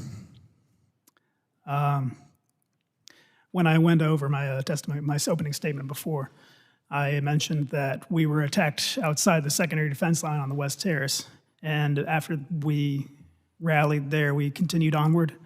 I know that another officer found a Capitol Police officer who was being dragged out into the crowd, and he was unable to signal to us what was going on, so he charged in there by himself and got that officer back out of there.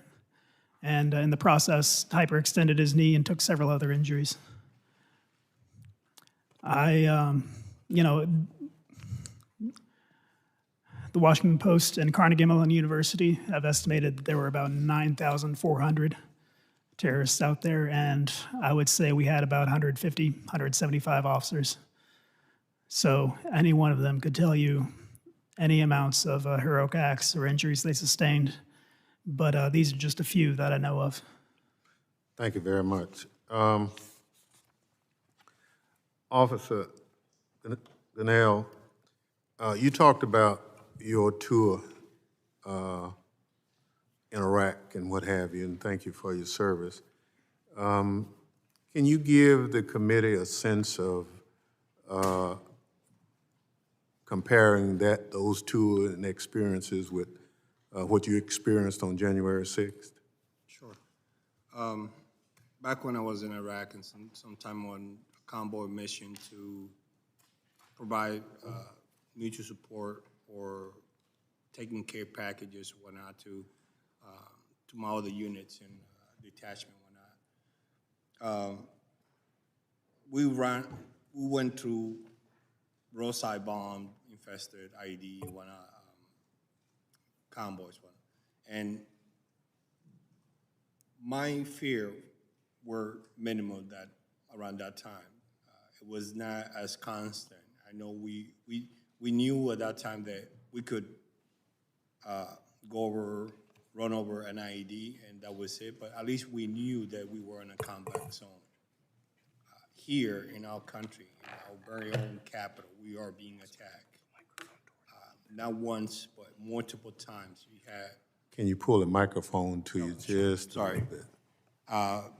Not only we were attacked one time, but it was multiple times, over and over. Different people, they hit us, and then they got tired of hitting us, and then they switch. Somebody else rotating in and out. And as my colleagues also has said, we were at the lowest interest tunnel, and we didn't have a chance to rotate ourselves until later on, like after an hour and a half later. So whoever was there, we were fighting for our life. We were fighting to protect all of you.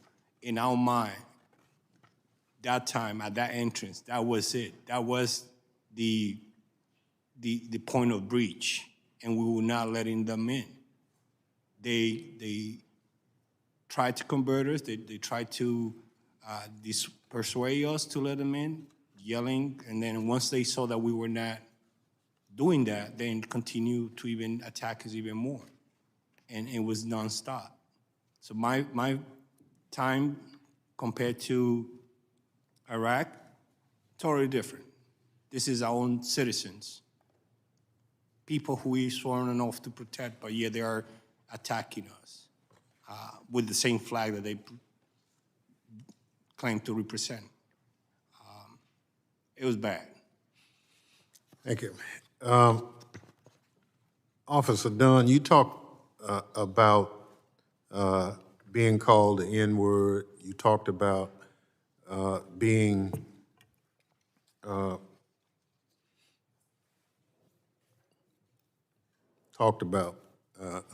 like you've never heard before.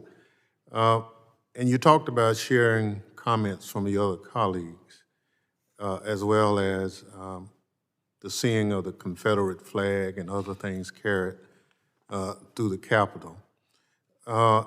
As an African-American law enforcement officer, can you give us, this committee and those who are watching, how you felt defending the Capitol on that day, being called that and seeing the symbols of the Confederacy going through the Capitol at the same time? Yes, sir. Thank you for your question. To be frank, while the attack was happening, I didn't view it, and I wasn't able to process it as a racial attack. I was just trying to survive that day and get home. When I did have a moment to process it, I think that's in the rotunda where I became so emotional, because I was able to process everything that happened. And it was just so overwhelming, and it's so disheartening and disappointing that we live in a country with people like that, that attack you because of the color of your skin, just to hurt you. Those words are weapons. Thankfully, at the moment, it didn't hinder me from doing my job. But once I was able to process it, it hurt. It hurt just reading it now and just thinking about it, that people demonize you because of the color of your skin, when my blood is red. I'm an American citizen. I'm a police officer, I'm a peace officer. I'm here to defend this country, defend everybody in this building, not just the members, all the staff, guests, everybody. It just hurts that we have people in this country that result to that, regardless of your actions and what you desire to do and to make a difference out there. It's disheartening, so. Thank you, but because of your heroism on that day, lives were saved and our democracy was preserved, in large part because you gave all of you, for that day on January 6th. I assure you this committee will ensure there's a comprehensive account of your heroic acts of that day. And your testimony this morning is an essential part of that record. Thank you for your service to this country and for coming before us today. The chair now recognizes members for questions they may wish to ask the witnesses. The gentlewoman from Wyoming, Ms. Cheney, is recognized. Thank you very much, Mr. Chairman. And again, thank you to all of our witnesses for your heroism and your bravery that day, and also for being here today and telling your story. And I certainly join the chairman and every member of this committee in our commitment to making sure we get to the truth and that those who did this are accountable. Officer Gonell, I'd like to ask you, you described in your testimony that you said it was like a medieval battlefield, that what you were subjected to that day was something like a medieval battlefield. You said we fought hand to hand and inch by inch to prevent an invasion of the Capitol by a violent mob intent on subverting our democratic process. And is it the case that as you were fighting there, you were not aware that the Capitol had been breached elsewhere? I believe you said that you really thought you were the last line of defense. Is that right? That is correct, ma'am. And so, Officer Gonell, when you think about that and share with us the vivid memory of the cruelty and the violence of the assault that day, and then you hear former President Trump say, quote, "It was a loving crowd. There was a lot of love in the crowd." How does that make you feel? It's upsetting. It's a pathetic excuse for his behavior, for something that he himself helped to create, this monstrosity. I'm still recovering from those hugs and kisses that day that he claimed that so many rioters, terrorists, were assaulting us that day. If that was hugs and kisses, then we should all go to his house and do the same thing to him. To me, it's insulting, it's demoralizing, because everything that we did was to prevent everyone in the Capitol from getting hurt. And what he was doing, instead of sending the military, instead of sending the support or telling his people, his supporter, to stop this nonsense, he egged them to continue fighting. I was in the lower West Terrace fighting alongside these officers. And all of them were telling us, Trump sent us. Nobody else, there was nobody else. It was not Antifa, it was not Black Lives Matter, it was not the FBI, it was his supporter that he sent them over to the Capitol that day. And he could have done a lot of things. One of them was to tell them to stop. He talks about sacrifices, whatnot. The only thing that he has sacrificed is the institutions of the country and the country itself, only for his ego, because he wants to continue. He wants the job, but he doesn't want to do the job. And that's a shame on him himself. Thank you. Officer Fanone, you talked in your testimony about the fact that the line that day was the seat of American democracy, was the seat of our government. Can you talk about, as you think now about what was under threat? First of all, did you know it? Did you have a sense at the time as you were going through the battle before the horrific violence happened to you of the the nature of the gravity of the threat that we were facing, that the line was in fact the seat of American democracy? Well, my response that day really was based off of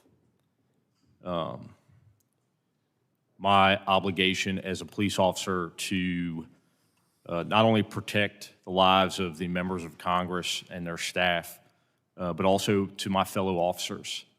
The politics of that day really didn't play into my response at all. Thank you. Officer Hodges, in your testimony, you talk about when you were at the Ellipse, and you mentioned the significant number of men dressed in tactical gear attending the gathering, wearing ballistic vests, helmet, goggles. When you saw that, was that something that you had anticipated at all? And could you just tell us more about that crowd there at the Ellipse, the extent to which you saw people who clearly were in military or paramilitary garb? It was absolutely a source of concern. Like I said, they had outer carrier vests designed to carry ballistic shielding, helmets, goggles, face masks, backpacks filled with unknown objects. And I couldn't get a count, and we couldn't stop and search everyone. But so I don't know how many there were, but I know that it was obviously a concern of mine. Thank you very much. And then finally, Officer Dunn, you mentioned the text message that you received, and you expressed some surprise. You mentioned that you had not seen any intelligence that would have led you to believe that we should expect that kind of violence. Could you elaborate on that a little bit? Yes, ma'am. So we were expecting civil disobedience as we do at the Capitol. At least that was what was relayed to us. A couple of arrests, name calling, unfriendly people, but nowhere near the level of violence or even close to it like that we experienced. When I received the text message, it made the hairs on my neck rise. But since our chain of command had not told us to prepare for any of these levels of violence, I was just like, okay, whatever. Like, I've been here. I start year 14 in November, and we've dealt with hundreds of protests where people get arrested, and peaceful First Amendment protests. Everybody has the right to protest. That's okay. Do what you do, and we'll arrest you if you break the law, and we'll go home later that night. It was a lot different than that, but I was not alerted to the level of violence. Like, the text message I got foreshadowed that, looking back, but no, I was not. We were not prepared for what we faced that day. Thank you. And Mr. Chairman, without objection, I'd like to ask unanimous consent if we could enter that complete text message into the record. Without objection. Thank So you. ordered. And again, I would just like to express my deep gratitude for what you all did to save us. It won't be forgotten, and we will get to the bottom of this. Thank you very much. With that, I yield back. Young lady yields back. Chair recognizes young woman from California, Ms. Lofgren. Thank you, Mr. Chairman. And thanks to each one of you and your colleagues for what you did. I was on the floor of the House helping to defend the voters of Arizona to a challenge to their electors while you were out trying to keep a violent mob from invading the Capitol. So I really do want to thank you for your tremendous courage and stamina and heroism. Not just for myself. I chair the House Administration Committee, and I know how many others work in this Capitol, not only the staff to the members of Congress, but the food service workers who were present and clerical staff. You saved them as well, and so they also owe you a debt of gratitude. I do realize that ultimately the rioters breached the Capitol, but the time that you kept them out really made a tremendous difference. You saved the day. You saved the Constitution, and it made a tremendous difference for our country. And Officer Dunn, I did hear you about the need for additional help, and I want to pledge to you that we will work with the Capitol Police to make sure that the resources, the mental health unit has the resources that officers need. I'll make that pledge to you right now. I would like to ask Sergeant Gonell, not everyone knew that you were fighting in the hallway near the Lower West Terrace on January 6th. Can you tell me what you went through on that hallway? And then while you were there, Metropolitan Police arrived to help you out. What difference did that make? Sure, ma'am. Before I start, by no means am I suggesting that we will go to his house. I mean, I apologize for my outburst. After we retreated to the Lower West Terrace entrance, it was rough. It was terrible. Everything that was happening to us, it was simultaneously. And we didn't have a lot of support. We had probably like 50 officers at most when we went back in. And once we were there, we started saying to ourselves, this is it, this is the entrance where they're gonna try to breach. We're gonna hold the line. We're gonna do everything possible without even coordinating among ourselves. The few officers who were still carrying shields, we automatically assumed position in the front. Some of those shields were taken, ripped apart from the officer's hand.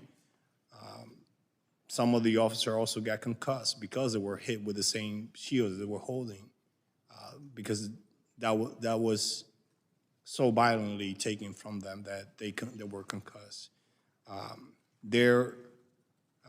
We did multiple struggles in terms of fighting. My shield was round, and I was able to get some strikes, but because we were in so close quarters, it was hard for us to even do that. The only thing we were allowed to was push forward. Whoever had shields, stay in the front, and whoever was behind the people with the shield, then they were striking those riders. At some point, I fell on top of the floor, on the floor on top of some shields, trying to help and assist some of the officers. And I got pulled to the crowd. Luckily, I was able to free myself and stand up. Later on, the second time I went back to the front, that's when Officer Hodges was getting trampled. I was getting trampled because just a mere force of the riders pushing forward and police officer pushing out, we were getting trampled in the middle. So it was very terrible thing that happened to us there. Officer Fanone, before I ask you a question, I'd like to show a brief video clip of some of what you went through today. I realize this can be difficult to watch, but I think it's important for the public to see.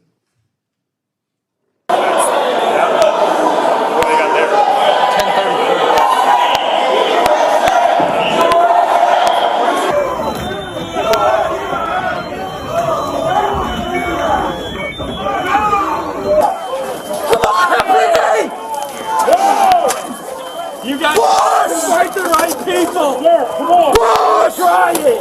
I got you, Mike. That's my hand on your gun. Push him back! Back up!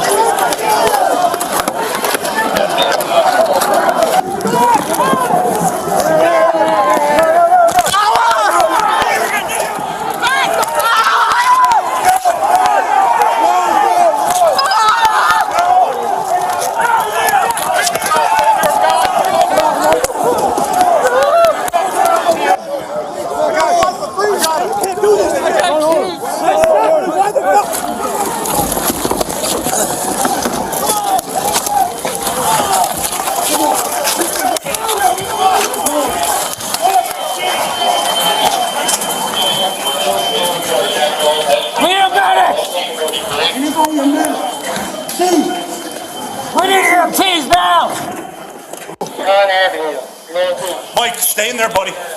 Mike, it's Jimmy. I'm here. Mike. Almost all of that was from your body camera footage. Can you walk us through what we've just seen, Officer Fanone? Well, I believe the first portion of that video began, was my body-worn camera footage from the crypt area of the Capitol Rotunda. It was there that I first heard the 1033 or distress call come out from the Lower West Terrace tunnel, which I didn't realize at the time was only a few hundred yards away from where I was at. I told my partner, Jimmy Albright, who was there with me, that there was a 1033 coming out from the Lower West Terrace. We tried to get our bearings and figure out which way that might be. We asked a group of Capitol Police officers, and they directed us down a set of stairs. From there, Jimmy and I walked down to the Lower West Terrace tunnel. The first thing I remember was seeing a buddy of mine, Sergeant Bill Bogner, who's a administrative sergeant. He used to work in my district. Now he works over at the academy. And he was unable to see. He had been sprayed in the face with bear mace. And I went up to him and told him, hey, it's Fanone. I remember he stretched out his hand to shake mine. And that's when he told me that the guys that were just beyond that set of double doors had been fighting there for, I believe he said about 30 minutes. I don't think he realized what time it was because they'd been fighting since around 1 p.m. It was 3 o'clock. So those guys have been there fighting for 2 hours, unrelieved. I remember looking up through the set of double doors, there's glass panes, and you could see the CS gas, like white powder, still lingering in the air. It was at that point that I realized I probably should have brought my gas mask. So I went through the double doors, and I saw Ramey Kyle, who's at the time a commander with our Criminal Investigations Division, overseeing all the detectives units. Like many other officers, sergeants, lieutenants, captains that day, he self-deployed and found himself commanding a group of about 30 or 40 officers there in the Lower West Terrace tunnel.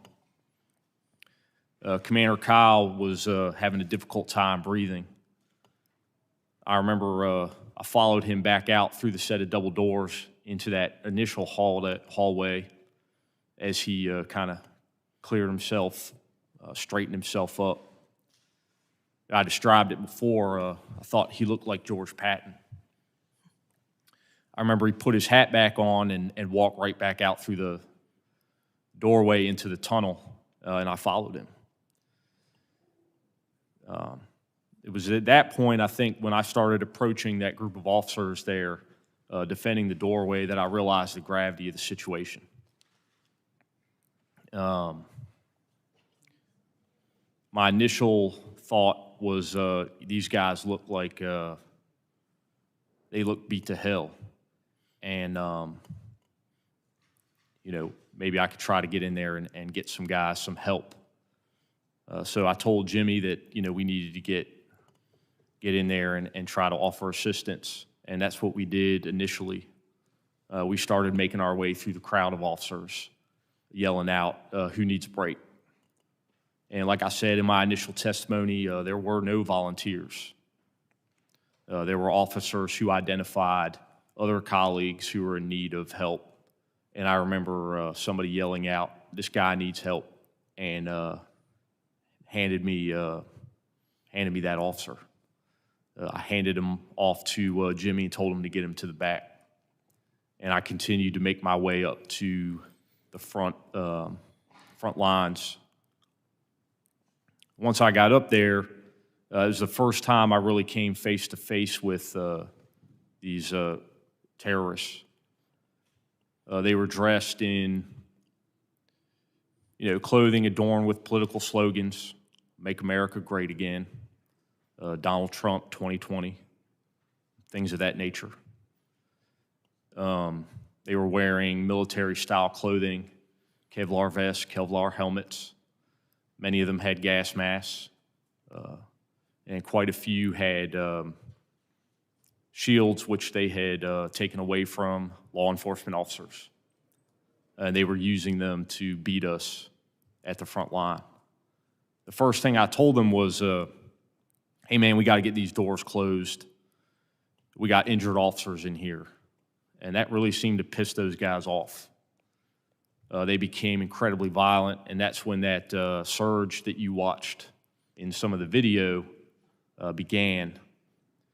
And you had a large group at the mouth of that tunnel entrance trying to push their way through the officers who were fighting to defend it.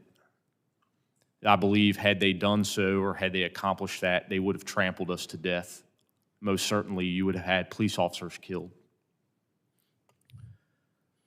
I fought there at the front for some time.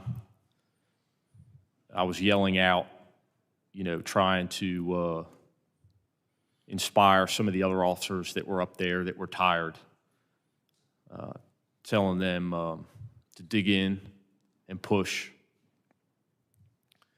And we started to make some progress. We pushed those guys out of the tunnel, out through the initial threshold. And I remember thinking to myself, man, it's good to get some fresh air. It was at that point that I was pulled off the line. That initial period of time where I was pulled, off that line was kind of a blur. I just remember getting violently assaulted from every direction, and eventually found myself out probably about 250, maybe 300 feet away from the mouth of the tunnel where the other officers were at. And I knew I was up shit creek without a paddle. I was trying to push guys off of me, create some space. All the while, I recognized the fact that there were individuals that were trying to grab a hold of my gun. I remember one of them distinctly lunging at me time and time again, trying to grab my gun. And I heard people in the crowd yelling, "Get his gun, kill him with his own gun," and words to that effect. I thought about using my weapon. I believed that there were individuals in the crowd whose intentions were to kill me. And I came to that conclusion because of the fact that separated from these other officers who were only trying to defend the Capitol, I no longer posed any type of threat, nor was I an impediment to them, going inside of the building. But yet they tortured me. They beat me. I was struck with a taser device at the base of my skull numerous times. And they continued to do so until I yelled out that I have kids. And I said that hoping to appeal to some of those individuals' humanity. And fortunately, a few did step in and intervene on my behalf. They did assist me back towards the mouth of the tunnel entrance, and other officers were then able to rescue me and pull me back inside. But at that point, I was unconscious. And based off the body-worn camera footage, it's believed that I was unconscious for approximately 4 minutes. Thank you, officer, and thanks to each one of you. Our country is lucky, really blessed, that you are as patriotic and brave as you are. I yield back, Mr. Chairman. Young lady yields back. Chair recognizes the gentleman from Illinois, Mr. Kinzinger, for however long he chooses. Thank you, Mr. Chairman, and thank you to my colleagues on the committee. Thank you to our witnesses. I never expected today to be quite as emotional for me as it has been. I've talked to a number of you and gotten to know you. I think it's important to tell you right now, though. You guys may, individually feel a little broken. You guys all talk about the effects you have to deal with, and, you talk about the impact of that day. But you guys won. You guys held. Democracies are not defined by our bad days. We're defined by how we come back from bad days, how we take accountability for that. And for all the overheated rhetoric surrounding this committee, our mission is very simple. It's to find the truth, and it's to ensure accountability. Like most Americans, I'm frustrated that 6 months after a deadly insurrection breached the United States Capitol for several hours on live television, we still don't know exactly what happened. Why? Because many in my party have treated this as just another partisan fight. It's toxic, and it's a disservice to the officers and their families, to the staff and the employees on the Capitol complex, to the American people who deserve the truth, and to those generations before us who went to war to defend self-governance, because self-governance is at stake. And it's why I agreed to serve on this committee. I want to know what happened that day, but more importantly, I want all Americans to be able to trust the work this committee does and get the facts out there free of conspiracy. This cannot continue to be a partisan fight. I'm a Republican, I'm a conservative. But in order to heal from the damage caused that day, we need to call out the facts. It's time to stop the outrage and the conspiracies that fuel the violence and division in this country, and most importantly, we need to reject those that promote it. As a country, it's time to learn from our past mistakes, rebuild stronger so this never happens again, and then we can move onward. And serving on this committee, I'm here to investigate January 6th, not in spite of my membership in the Republican Party, but because of it. Not to win a political fight, but to learn the facts and defend our democracy. Here's what we know. Congress was not prepared on January 6th. We weren't prepared because we never imagined that this could happen. An attack by our own people, fostered and encouraged by those granted power through the very system they sought to overturn. That is a lesson. That is not a conspiracy theory or a counter-narrative. We don't blame victims. We go after the criminals. Some have concocted a counter-narrative to discredit this process on the grounds that we didn't launch a similar investigation into the urban riots and looting last summer. Mr. Chairman, I was called on to serve during the summer riots as an Air National Guardsman. I condemn those riots and the destruction of property that resulted. But not once did I ever feel that the future of self-governance was threatened like I did on January 6th. There is a difference between breaking the law and rejecting the rule of law, between a crime, even grave crimes, and a coup. As we begin our work today, I want to call this committee's attention to the oath of office, an oath not to a party, not to an individual, but to the Constitution that represents all Americans. Everyone in elected office knows how hard it can be sometimes to keep that oath, to preserve, protect, and defend the Constitution of the United States in the forefront of our minds, what with the political pressures and re-elections always around the corner. But Mr. Chairman, our witnesses today, like every law enforcement officer across the country, took the same oath we did. And on January 6th, the temptation to compromise their oaths didn't come in the form of a campaign check or a threat from leadership or an all-caps tweet. It came in the form of a violent mob. While we on this dais were whisked away from the danger, heroes like those here stood their post before it and paid the price. And we are only here now because you guys were here then.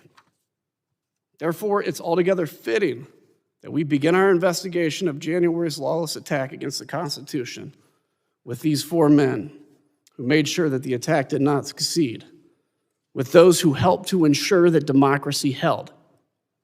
And I think it's important to remember that you are four with stories, but there are hundreds with stories as well that you represent where you sit.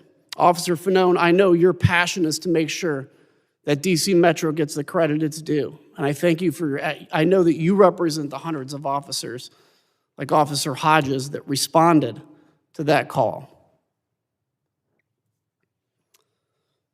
What I want to ask, does this feel like old history to any of the four of you? Sometimes I get, we hear out there, it's time to move on, right? It's been 6 whole months, time to move on. Does this feel like old history and time to move on? You can just say yes or no. No, sir. Nope. There can be no moving on without accountability. There can be no healing until we make sure this can't happen again. I echo that. How do you move on without correcting what happened? Let me ask you all, one of the narratives out there, and Officer Fanone, it triggered something in your testimony when you said it. So there's been this idea that this was not an armed insurrection, and as if somehow that is justification for what happened. We know the hugs and kisses. We know it was BLM and Antifa, right? Of course, then you would, I'm sure, want to investigate that if that's the case. Now we've heard maybe the FBI actually started this, but one of the ones that has always held was that this was not an armed insurrection. Officer Dunn, you mentioned that those that stormed the Capitol were very well organized and trained, and let me ask you, and I'll ask actually to all four of you, and Officer Hodges, I know this was part of your job initially before you responded to the Capitol. If in the middle of all that melee, you see somebody with a gun in that crowd, would you be able to go out, apprehend, arrest them, read them their rights, and go through that process? Or was the mission at the moment survival and defense of the Capitol? So I'm asking, is it possible that people maybe had guns? And we've seen that actually there were. But this idea that, well, people weren't arrested with guns, at the time it was raw survival. I'll start with, we can just start on the left. Let me ask you, what's your response to that? For those people who continue to downplay this violent attack on our democracy and our officers, I suggest them to look at the videos and the footage right now, because common things were used as weapons, like a baseball bat, a hockey stick, a rebar, a flagpole, including the American flag. Pepper spray, bear spray, so you name it. You have all these items and things that were thrown at us and used to attack us. Those are weapons. No matter if it is a pen, the way they were using these items, it was to hurt officers. It was to hurt police officers. That their intent was not to say, hey, let me go and find the Republicans or the Democrats in there or the independents. It was every single body that was here in this building, in the Capitol, that their intent was to get them out and hurt them. It would have been a much different outcome had we not stopped them, especially at the lower West Terrace entrance. Even though at that time, we didn't know that there were other breaches in the Capitol. Our intent was to stop whoever was trying to come in through that door. And those weapons that were used, those were common items. But the way they were using it was as weapons. Let me ask too, in kind of my final moments. Sergeant Gonell, Officer Hodges, you were Virginia Guardsman, I believe, fellow Guardsman? Yes, sir. At any time in your service in the military, as you know, I'm an Air Guardsman. And Sergeant Gonell, you specifically mentioned your time in Iraq. At any time in your military service, did you change how you defended the person to your left or right, or how you trained with them based on their political affiliation? No, whether it was in war or anything? No. No, sir. The way I view it at that time, it was I'm an American, and the person right next to me is an American, and I would do everything possibly for me to defend him and the country at that time. You guys did that? You guys did that in the blue. Yes, sir. And I want to say that is the mission of this committee. We may have our deep differences on other policy issues, but we are all Americans today. And we thank you for holding that line. Congressman, if I may respond to Congressman, when you asked about the armed part, when the assumed officers showed me their what appeared to be a police badge, I don't know too many police officers, and this is just me being a police officer for 13 years, that carry their badge and don't carry a gun with them. So we look on their hips, you see a print. I didn't see that it was a gun, but a reasonable police officer would believe that that's a gun on their hip. So. And just to quickly be specific, a print is basically what looks like the outline of a gun. That's correct. Thank you, Mr. Chairman, and thank you, witnesses. Thank you. Gentleman yields back. Chair recognizes the gentleman from California, Mr. Schiff. Thank you, Mr. Chairman. I was on the House floor from the beginning of the joint session until the attack and evacuation by the Capitol Police, and I want to thank you. I'm convinced that one of the lives you saved that day might very well have been my own. We are all greatly in your debt. You are all heroes. Sergeant Gonell, Representative Lofgren asked you about your experience, and I won't ask you to repeat that. I would like the public to see from your perspective some video, if you're comfortable with my showing it. Yeah, that's fine. If the clerk could roll the video, please. You're gonna die tonight! You know how to lock them together? Here, like this. Arms through these shields. You know how to put your arm? Do we have a hard platoon guy here? You! Show them how to lock the shields together and hold the shields. We need an avenue of escape, so wait to lock this one in. Go ahead.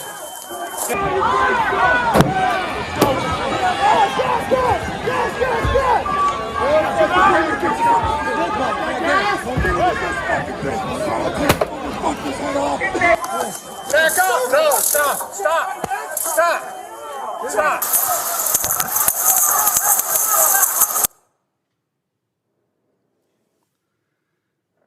Sergeant,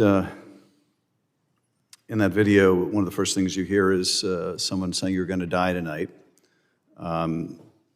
You described in your opening statement being crushed by rioters. You could feel yourself losing oxygen, thinking this was how your life was going to end, trampled to death, defending the Capitol. It's hard for any of us to understand what you went through, even though we were there.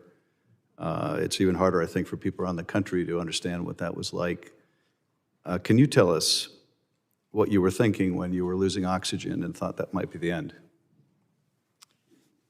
My rationale there, and the way I was thinking is like, we can't let these people in no matter what, even if it costs my life. That had bloody hand that you saw, that's me in there. And both my hands were bleeding bad. And at no point in time did I stop to consider stop, because the attacks were so relentless that all we had to do is, I was thinking was, I need to survive this, if possible, but I'm willing to sacrifice myself to prevent this, the attackers from coming in. I swore an oath and to protect the public, the member of Congress, and the United States Constitution. And that's what I was doing that day, regardless of my personal safety, along with everybody else that was there that day. They were calling us traitors, even though they were the one committing the treasonous act that day. It is devastating and demoralizing for people, whoever party is, to call this attack and continue to minimize it like nothing happened. it was an attempted coup that was happening at the Capitol that day. And if it had been another country, the U.S. would have sent help. And people need to understand the severity of, and the magnitude of the event that was happening that day. We were all fighting for our lives to give you guys a chance to go home to your family, to escape. And now the same people who we helped, the same people who we gave them the borrowed time to get to safety, now they're attacking us. They're attacking our characters. They're attacking Officer Harriet's character, people who never served in the military or as a law enforcement. It's a disgrace. My actions that day was to save you guys, regardless of my personal safety. And I still continue to wanting to do that today, tomorrow, and as long as I'm permitted to do it, and if it is demanded of myself to do that in the future. Sergeant, this obviously had a deep impact on you, all of you, but it's also had a big impact on your family. You described how when you got home you couldn't even hug your wife because you had chemicals all over you. You wanted to go back. It seems like no sooner had you gotten home, you wanted to go back. Yes, sir. I think I read that you said you felt guilty. Did your wife want you to go back? No. Why did you go back? And what was your conversation with her about that? After I took a shower, I spent about 10 minutes hugging her and my son. I told her I gotta get some sleep because I gotta go back to work. And she told me, no, you're not. You hurt. I said, no, I'm still able to continue to carry out my duties. And by 8 o'clock, I was already on my way back, despite her concerns and for my safety. My sense of duty for the country, for the Constitution, at that time was bigger than even my love for my wife and my son. I put that ahead. And for me, it's confounding that some people who have sworn oath, elected officials, including people in the military that I seen at the lower stairs fighting against me, they swore an oath and they're forgetting about that oath. They're not putting the country before the party. And that's what bothers me the most. Because I, as a former soldier, I know what that inherits, that oath. And I was willing, I'm still willing to do that. And you got people right now in front of the Justice Department asking to release some of the very same people to be released, even though we are testifying about the trauma and the agony, everything that happened to us. It's pathetic. And they shouldn't be elected official anymore. Officer Dunn, you described talking to your fellow black officer about what you went through and experiencing those racial epithets. You asked a question, I think, that I've been haunted by ever since: is this America? And I'm very interested to know your thoughts on the answer to that question. Is this America what you saw? Well, thank you for your question. You know, I said this, I've done a few interviews before about what my experiences that day, and I said that it was a war that we fought, and a war is composed of a bunch of different battles. And everybody, even sitting at this table, fought a different battle that day, but it was all for the same war. And as black officers, I believe we fought a different battle also. And the fact that we had our race attacked, and just because of the way we look, you know.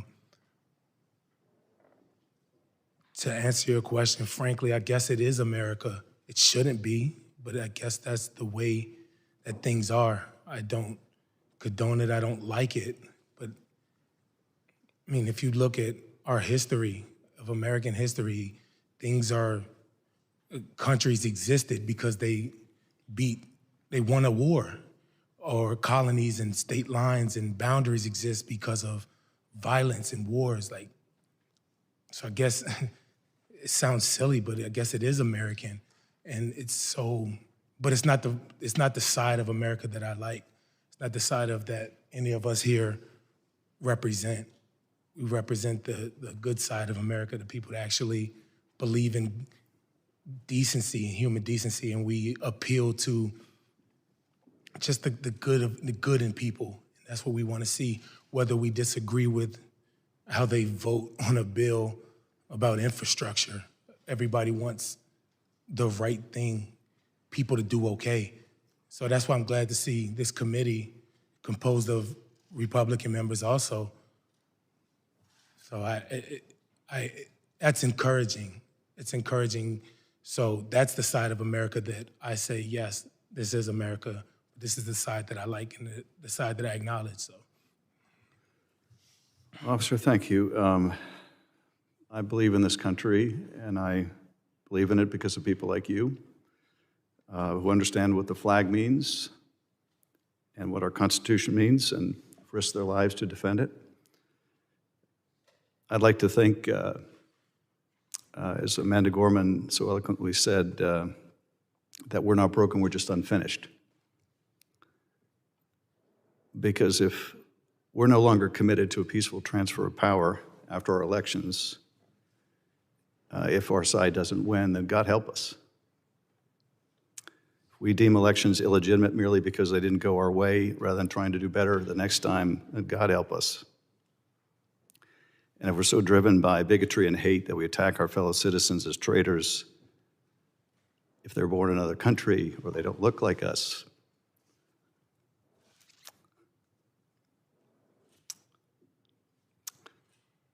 and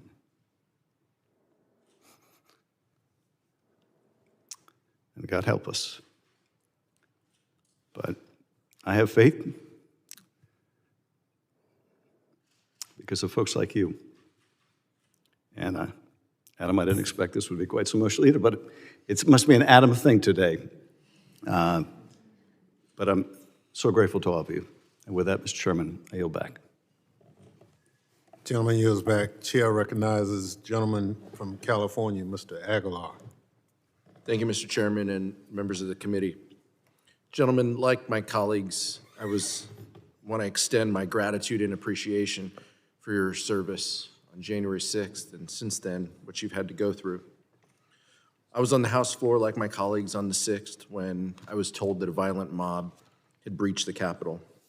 And it's because of your service, it's because of you and your colleagues that we're here today, because you were literally the last line of physical defense, laying your life on the line for democracy.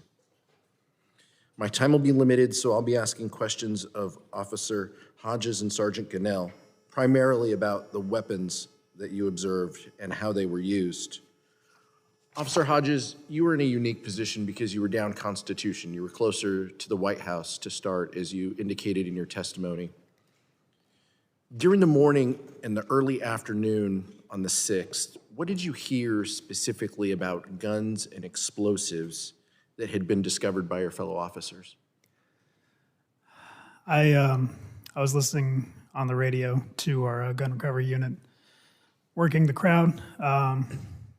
What we usually try to do is wait for the crowd to disperse before making arrests. That way we don't set off the crowd, set off a riot. So I think they might have identified people of interest that they never got a chance to address, and they were working the crowd to try and confirm reports of firearms on certain people, but it's also difficult to do given the nature of the crowd and how many there were. When I heard the REOD confirm the existence of a device, there was only one thing it could be, explosives. But we in 42 we had our own objective, our own mission, so we couldn't really. We scanned the crowd, but these people, they know how to conceal their weapons. So on a big avenue like Constitution, you can't really. It's difficult to detect the print, or if it's in a backpack, there's really not much you can do. But we continue to scan the crowd and find what we could. But mostly it was up to our other units to make those discoveries. You talked about, in response to Representative Cheney, you talked about the gear that the individuals were wearing. So combined with what you saw visually, with what you had heard on the radio about guns, that all kind of led you to give pause about the next few hours, correct? Absolutely. Once we got to the Capitol and and we were fighting, I was wondering, how many more bombs are there? What's the trigger? Is it going to be a cell phone? Is it on a timer? How many guns are there in this crowd? If we start firing, is that the signal to them to set off the explosives? However many there are in the city, is that the signal for them to break out their firearms and shoot back? So that's the reason, why I didn't shoot anyone, and I imagine why many others didn't, because, like I said before, there were over 9,000 of the terrorists out there with an unknown number of firearms, and a couple hundred of us, maybe. So we could not, if that turned into a firefight, we would have lost. And this was a fight we couldn't afford to lose. I want to play a video, and I'd ask that everyone watching pay attention specifically to the weapons the rioters were using. You can hear someone yell, "Get your machete." You can see officers being attacked with flagpoles, flares, and gas canisters. If we could roll the video. Still taking rocks, bottles, and pieces of flag and metal poles. Cruiser 50, the crowd is using munitions against us. They have bear spray in the crowd. Bear spray in the crowd. Let's go, radio, we get him.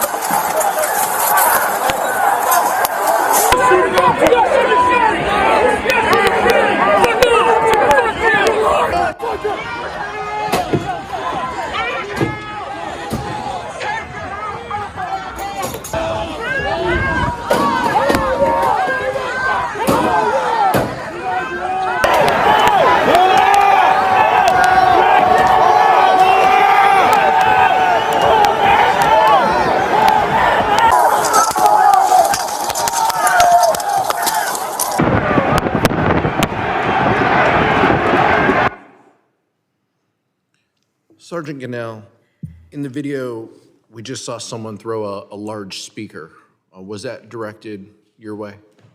I was further inside. That was afterward, towards the end of before they got clear. When they threw the speaker at me, and I was further inside the tunnel. What types of weapons did you see used against your fellow officers? Police shields, police baton, the hammer, the sledgehammer that you saw on that video, flagpoles, tasers, pepper spray, bear spray, rebards, bats, PVC pipes, copper pipes, rocks, table legs broken down, furniture broken down, the guardrails for the inauguration stage, cones, 4x4, any weapons, any items that they could get their hands on it. That you were further down the corridor, but the speaker was thrown at you, and it hit your foot. Is that correct? Correct, sir. We have a photo. It was thrown my way, and then when it landed, it hit somebody else, and then hit my foot. I think we have a photo of your foot here as well that we'd like to show. That is correct. Can you tell me how you're doing. You mentioned in your opening statement about your continued physical therapy related to the foot. Can you tell me how you're doing? The foot, I had several conditions that were, one is fusion on number 1 metatarsal, tarsal, metatarsal. Then there was a hammertoe that as a result of the hit. And then the second and third digit also got damage. And in order to fix one, they needed to correct the big toe to stabilize. If not, I would have, later on in the future, I would have had the same problem returning. It is very painful. It is with a lot of patience and determination that I had gone through. I still had the same problems in terms of pain, stiffness, whatnot. The doctor last week on Tuesday told me that I'm going to need surgery on my shoulder because I have a labrum tear that has not healed even more than 6 months later. And possibly my rotator cuff also is going to need some work. So that you're talking about 8 months to a year more of physical treatment and rehab. Sergeant, you're an immigrant from the Dominican Republic, a naturalized U.S. citizen, and you mentioned how individuals had zeroed in on your race that day. Yes, sir. Can you tell me how that made you feel? When we were before or right after MPD just arrived with the fluorescent mountain bike unit, they got there. I was at the front line, and apparently they seen, even through my mask, they saw my skin color and said, "You're not even an American." Regardless, whether I was in the military, they don't know that, but they yelling and saying all these things to me. I mean, when I heard that, I wasn't even thinking about any racial stuff. I'd be like, okay, you don't know that for a fact, so I'm not even entertaining that. But it's just like Officer Harry Dunn. It takes time for you to process that, and you only realize what was happening after you go back and see it from a different point in time, because I only saw that recently. But for me, I wasn't even thinking about that. I'm there to stop them regardless. I'm not thinking what they were yelling in terms of my skin color or my race. And I know an American soldier and former soldier and a police officer. I didn't take that into account when I was defending all of you guys. Officer Hodges, you characterized the attack on the Capitol as a white nationalist insurrection. Can you describe what you saw that led you to label the attack that way?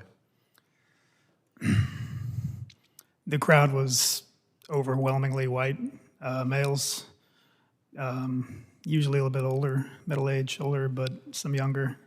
I think out of the entire time I was there, I saw just 2 women and 2 Asian males. Everyone else was white males.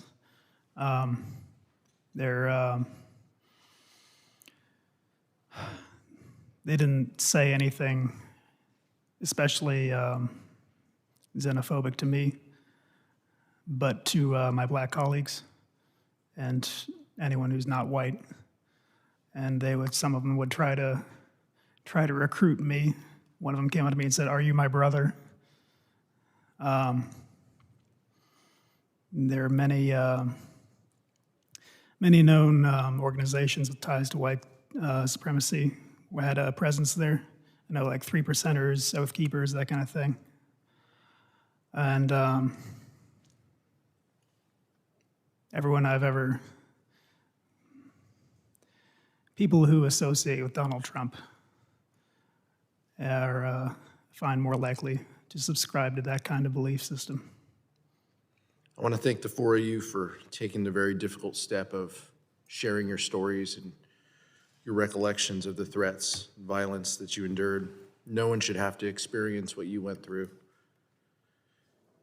And this committee will continue its work to give a complete accounting of what happened, to protect further officers, and to amplify the stories that you've shared today. Thank you so much for being here. Yield back, Mr. Chairman.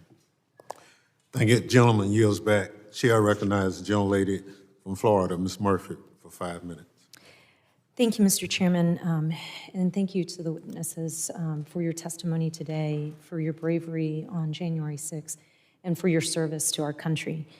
I know all of you endured a great deal on January 6th, and I know we've watched a lot of difficult video in this testimony so far, but I hope it's okay with you if I show a brief video of what Officer Hodges experienced that day. Can you please cue the video?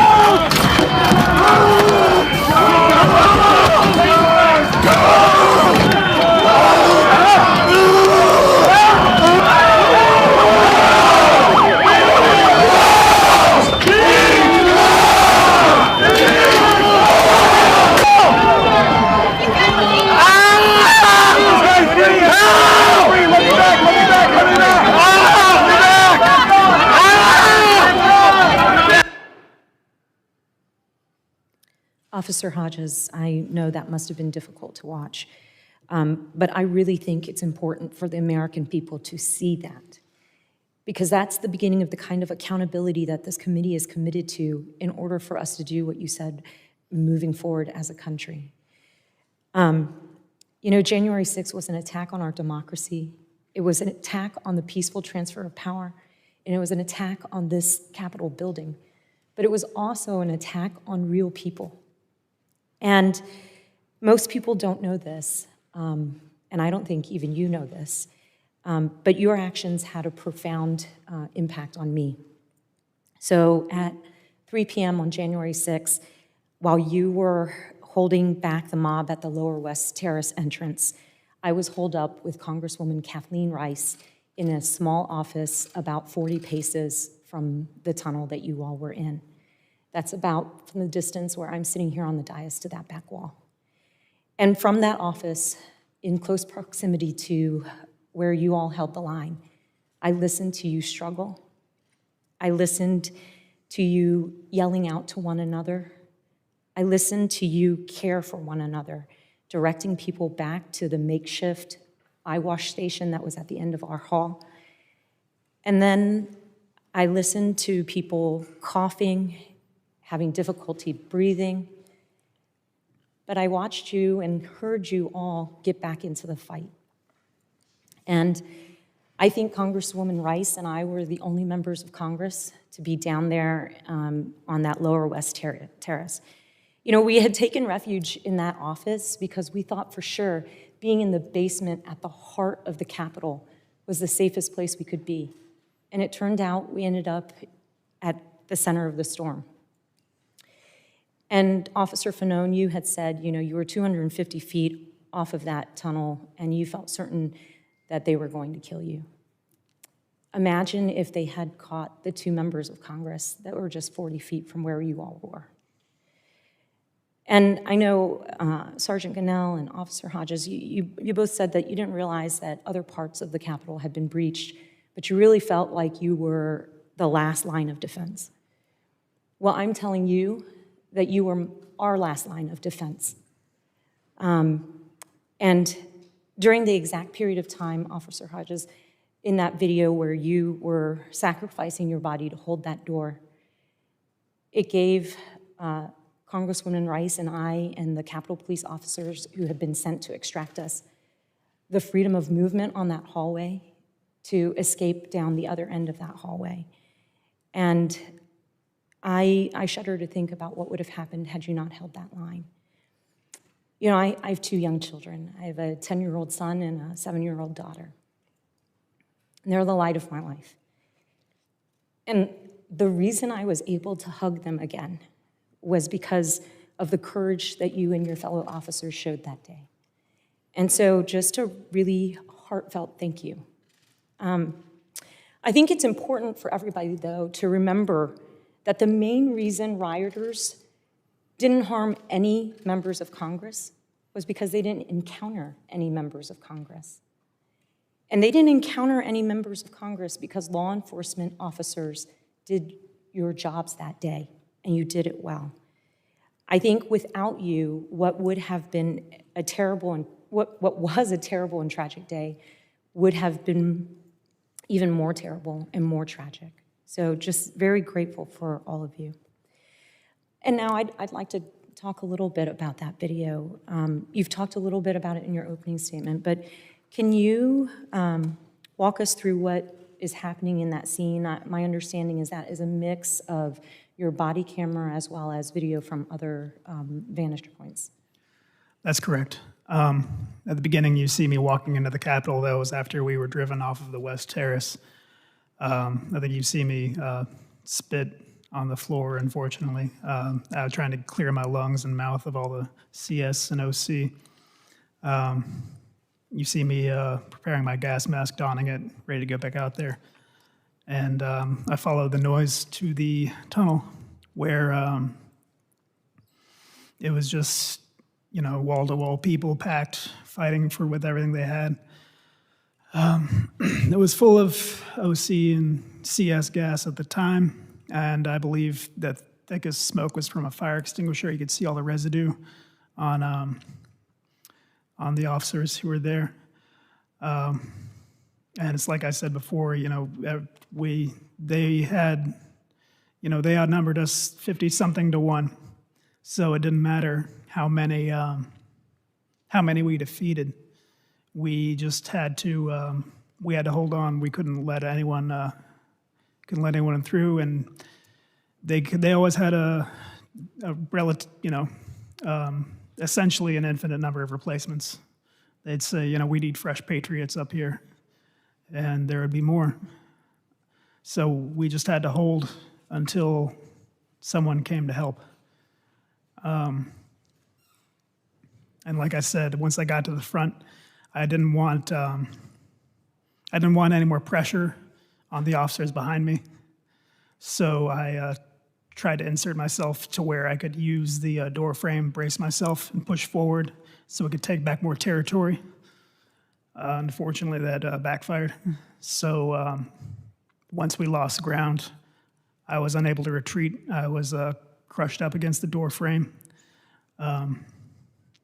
And in my most vulnerable moments, the man in front of me took advantage and beat me in the head, ripped off my gas mask, straining my neck, skull, split my lip open, just everything he could. And at that point, I recognized that if I stayed there, then I was gonna, pass out from lack of oxygen or get dragged out into the crowd and end up like Fanone. So I called for help. I tried to make it clear that, my position was untenable. I had to fall back, and thankfully the other officers heard that, were able to get me out of there. And to the back where I recuperated as best I could before I got back out there again. Well, it's clear that you suffered immense pain from the assault. It's clear that you were outnumbered, and yet you just said you got back out there again. Tell me, what's worth all of that pain? What was worth it? What were you fighting for that day? Democracy. You were 40 feet away, 40 yards, whatever. Especially with the razor-thin margins on Democrats and Republicans in the House and Senate, if any single one person was kidnapped or killed, which I have no doubt in my mind is what they intended, that would affect the outcome of legislation and all your duties for years to come. And if that's just one person, what if, more than one person? The difference would be even greater than what should be and will be. And obviously for each other. Your immediate concern is the well-being of your colleagues, the other officers who were there fighting beside me. I think I can speak for everyone when I say we worry about each other more than ourselves. That's just in our nature. It's part of why you become a police officer. So, like when Fanone said he was trying to find out who needs help and no one would volunteer, that's just an example of that kind of mindset that we have. So it was for democracy, it was for the men and women of the House and Senate, it was for each other, and it was for the future of the country. Thank you, Officer Hodges, and thank you all for defending democracy. And I appreciate your testimony, and I appreciate your continued service. With that, I yield back. Young lady yields back. Chair recognizes the gentleman from Maryland, Mr. Raskin. Thank you, Mr. Chairman. Sergeant Gonell, Officer Fanone, Officer Hodges, Officer Dunn, you are great law enforcement officers and a hero to law enforcement officers across the country. You're great public servants, and you're a hero to public servants across the country, but you are great Americans, and you are heroes to all of America. And long after you are gone, you will be remembered as heroes to our country, along with your fellow officers. And those who attacked you and those who beat you are fascist traitors to our country and will be remembered forever as fascist traitors. Now, Officer Dunn, I've got to start with you because you're my constituent. And you are the pride of Maryland today because of the way you stood up for the Capitol and for the Congress and for our democracy. But you said something fascinating in your testimony. You said you never seen anybody physically assault a single officer before in your 13 years on the force, much less thousands and thousands of people attacking hundreds of officers. So how did you experience that when it first happened? So with regards to the never seen, I've seen videos of officers being attacked and people resisting arrest, but to clarify, it's never been the assaults on the scales that we have seen like that before. I just wanted to clarify that. Can you repeat your question? Well, actually, it leads to my next one, actually. You made a really interesting point. You said you'd seen protests for many, many years. You'd seen even civil disobedience for many years. There's an effort today to portray the events of January 6th like some kind of resurrection of Dr. King's March on Washington in 1963. And I've seen a lot of protests here too.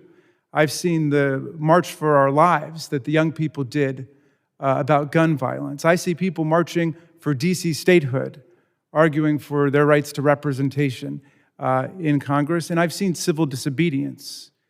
But was this like any of those rallies or marches or demonstrations you'd ever seen? And if not, what was different about it? So the marches the protests that you specifically talked about, I'll go a step further and talk about the ones that had the potential to be not so peaceful. You had the Million Man March rally, the 20th anniversary of it. It was a lot of opposition to that. You had the Klan that came up here. You had people that were pro-guns that wanted to come up here. So all of those had the potential to be very violent and frankly quite deadly, but they did not. This wasn't the first time that, if I can just use this quote, that the MAGA people came up here to the Capitol before. They were in DC before. There were some skirmishes, but it was never the attempt to overthrow democracy. They came up, I think this was maybe their second or third time that they had come up on January 6th. And even then, as belligerent as they were, it didn't account to this violence. So the only difference that I see in that is that they had marching orders, so to say. When people feel emboldened by people in power, they assume that they're right. Like one of the scariest things about January 6th is that the people that were there, even to this day, think that they were right. They think that they were right. And that makes for a scary recipe for the future of this country. So I think that's why it's very important that you all take this committee seriously and get to the bottom of why this happened, and let's make it never happen again. Thank you. Officer Fanone, I think you've given our committee our marching orders today, which is to hold the line. You held the line, and now we've got to hold the line. So I want to thank you for that. If we show a fraction of the courage and the valor that you all demonstrated on January 6th, then we will hold the line in this committee. But I want to ask you about holding the line. I want to go back to this question of weapons so we can clear this up, because there are still some people who are saying that the insurrectionists were unarmed. And I wonder what your reaction is to that, because we've heard about, well, first of all, rampant baseball bats, lead pipes, Confederate battle flags, and so on. And what about the question of firearms? So what is your reaction generally to this proposition that they weren't armed? First and foremost, I would say that the implements that you just described are most certainly weapons. With regards to firearms, I know that in the days immediately before the January 6th insurrection and January 6th itself, firearms were recovered by law enforcement from individuals in Washington, D.C. Who were believed to have been participants, or at least those who were planning to participate in the January 6th insurrection. And yes, those were firearms, handguns, and such. Forgive me for these questions, but I've got to ask you, apparently in some nether regions of the internet, it's being said that you, Officer Fanone, maybe were mistaken for Antifa, and that's why you were nearly beaten to death that day and carried in the crowd. Is there any way you think you were mistaken for Antifa? Well, I was in full uniform. I was, like I said, wearing my uniform shirt adorned with the Metropolitan Police Department's patch. I had my badge on until somebody ripped it off my chest. I do not believe I was mistaken for a member of Antifa. You mentioned in your testimony that there's some people who would prefer that all of this go away, that we not have an investigation. Let's let bygones be bygones. But you seem pretty determined to get the country to focus on this. Why is that so important to you? Well, first and foremost, because of the actions of officers who responded there that day, specifically from my department, but also from the U.S. Capitol Police and some of the surrounding jurisdictions. Downplaying the events of that day is also downplaying those officers' response. And like Sergeant Gonell said, some of the officers. Part of the healing process from recovering from the traumatic events of that day is having the nation accept the fact that that day happened. Some people are saying that that as public servants, you all should not be speaking out, that cops, firefighters, teachers should just serve the public but should not speak out as citizens. What do you think about that, Officer Fanone? Well, I disagree. I've been outspoken throughout my career, never to this magnitude. As an undercover officer and a narcotics officer, I've preferred obscurity in the public eye. However, this event is something that we have not experienced in our lifetimes. Officer Hodges, I read your testimony carefully. I hope every American reads your testimony.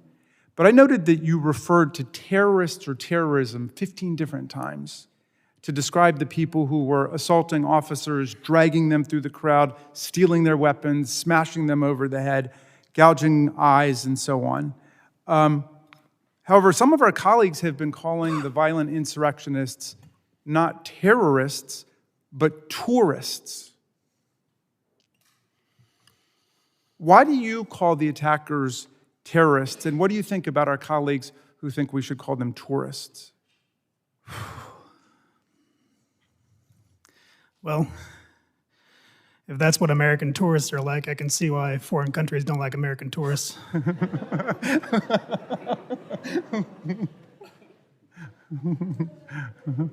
But I can see why someone would take issue with the title of terrorist. It's gained a lot of notoriety in our vocabulary in the past few decades. And we like to believe that, no, that couldn't happen here. No domestic terrorism, no homegrown threats. But I came prepared. U.S. Code, Title 18, Part 1, Chapter 113, B as in Brown, Section 2331. The term domestic terrorism means activities that involve acts dangerous to human life that are a violation of the criminal laws of the United States or of any state, and B, appear to be intended to intimidate or coerce a civilian population, or to influence the policy of a government by intimidation or coercion, or to affect the conduct of a government by mass destruction, assassination, or kidnapping, and occur primarily within the territorial jurisdiction of the United States. Well, thank you for that. And I had one final question for Sergeant Gonell, but it looks like my time is up, so I'll yield back to you. Chair will give the gentleman opportunity to ask his Thank you for question. your indulgence, Mr. Chairman. Are there questions, Sergeant Gonell, that you hope we can answer as a committee about the causes of the attack, the nature of the attack, and what happened in the weeks prior to January 6th as we develop our work plan moving forward? I think, in my opinion, we do need to get to the bottom of it. Who incited, who brought those people here, why the people were made to believe that the process was rigged along those lines. But going back to what Hodges says, I had, in my 15 years of service, I had given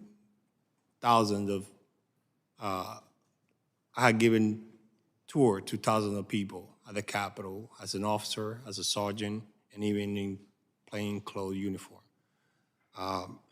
At no point in time did I ever got attacked.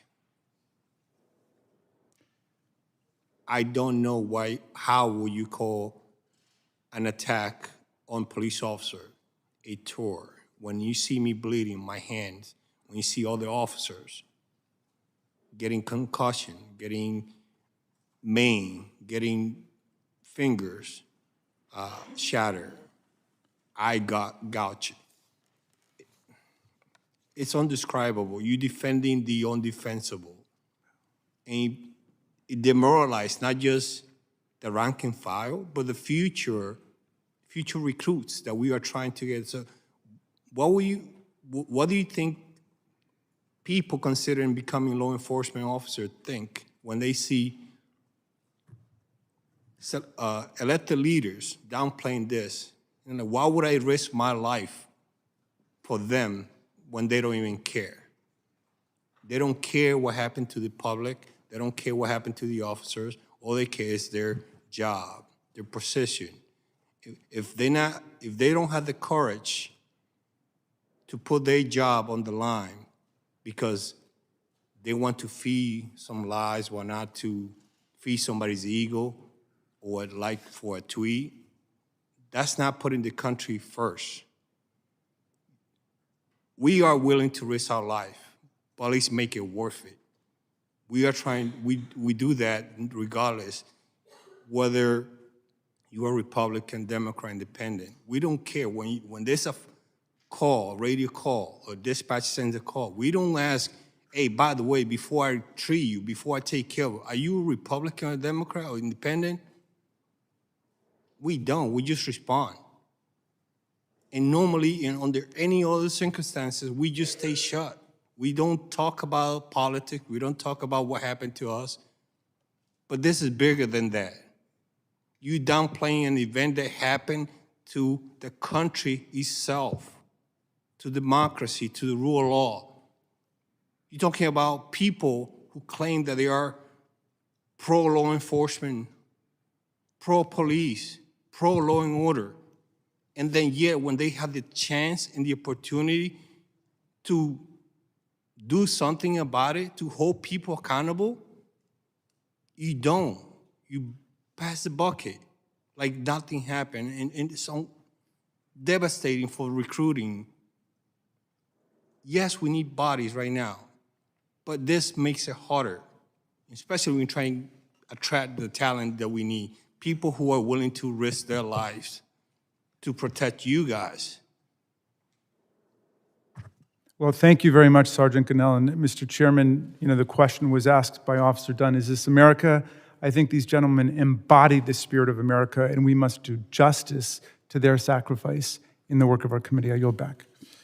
No question about it. Chair recognizes the gentlelady from Virginia, Ms. Luria. Thank you, Mr. Chair. And I want to say to the four officers here today that I'm grateful for your service, for you sharing your stories, for your willingness to speak to the members of this committee and to the American people about the horrific things that you experienced on January 6th, truly experienced in defense of our democracy.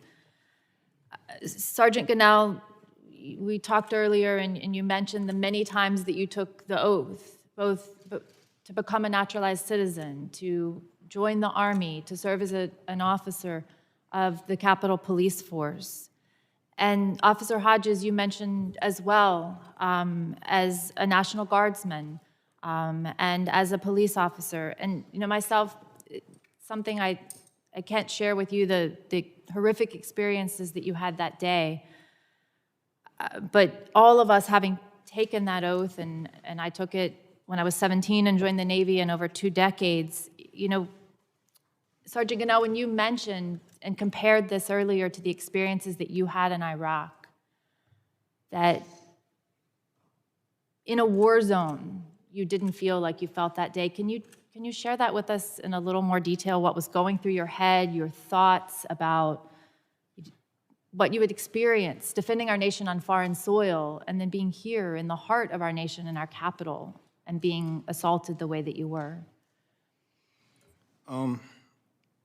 It is very disappointing in terms of when you see, when I was at the Lower West Terrace, and I saw many officers fighting for their lives against people, rioters, our own citizens, turning against us, people who had the thin blue line on their chest, or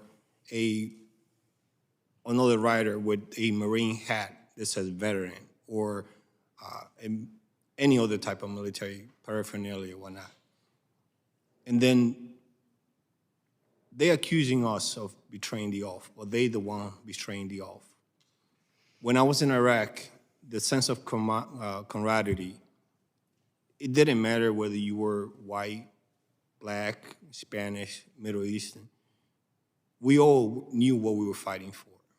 And my experience there was there were times that I was scared of going on convoys or doing my supply mission to local Iraqi population, because at any point we were possibly ambushed or getting shot at. We knew the risk. But here it was simultaneously over and over, our own citizens, while they were attacking us, because we're defending the very institution that they are claiming that they're trying to save. Well, thank you for sharing that. And I know it's been difficult today as we've watched these images from the Capitol, but I did want to share one more video. But this time I would ask people, you could even close your eyes and listen without watching. Just listen to what is being said as these brave men were being overrun.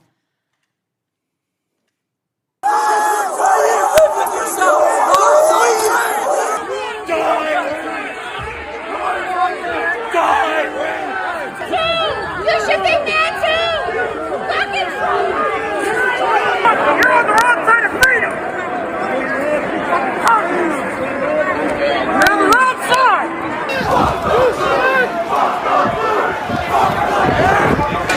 Fuck you guys! You can't even call yourself American! You broke your fucking nose today!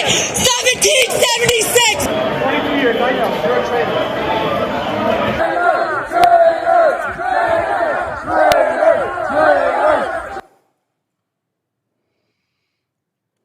So, Officer Fanone, I wanted to turn to you. And when you hear the rioters chanting things in this video, things like, F the blue, you can't even call yourself an American, you're on the wrong side of freedom, can you share how that makes you feel?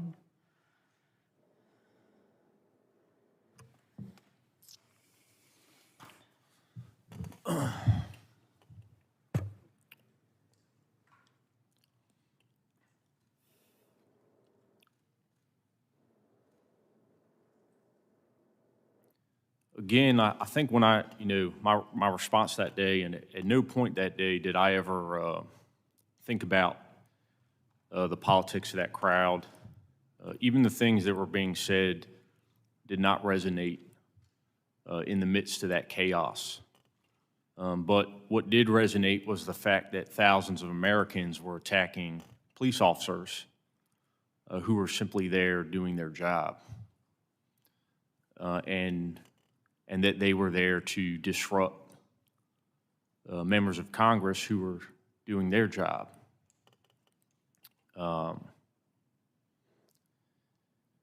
In retrospect now, thinking about those events, the things that were said, it's disgraceful that members of our government, I believe, were responsible for inciting that behavior and then continue to propagate those statements.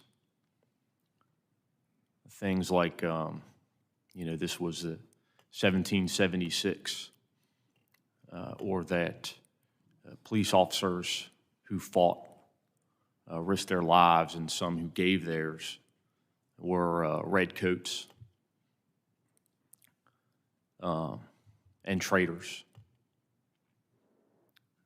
To me, those individuals are, representative of the worst that America has to offer.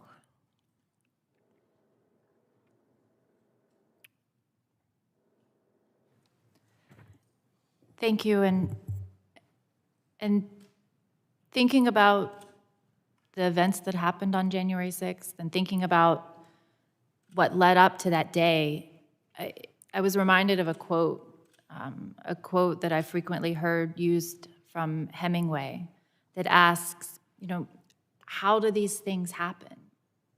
How do things like this happen? And that quote, it's very short. It just says, gradually and then suddenly. And I think that our founders understood that our republic was very fragile and it would be tested. And it was tested here on January 6th. You know, in 20 years, I don't want to look back on this moment and think that we saw these signs coming gradually, that these were signs that we ignored, that signs that people thought were just isolated incidents or signs of things that we thought could never happen. And I don't want to say to my daughter or Sergeant Gonell to your son or Officer Fanone to your 4 daughters, I don't want any of us to say that this happened gradually and then suddenly. And that some were just too worried about winning the next election to do something about it or too cowardly to seek the truth. So that's the task before this committee. I'm sure that we'll be attacked by cowards, by those in the arena, those only in the stands, and that we'll be attacked by people who are more concerned about their own power than about the good of this country. But my oath, your oath, all of our oaths here today to protect and defend the Constitution against all enemies, foreign and domestic, will be our guiding light for this investigation. And as Officer Dunn said earlier, you said we can never again allow our democracy to be put in peril. So I will say that we will persevere, we will do what is right, and our nation is truly ever grateful to you who held that line. Your actions on January 6th could very well have been what saved our democracy, and we thank you.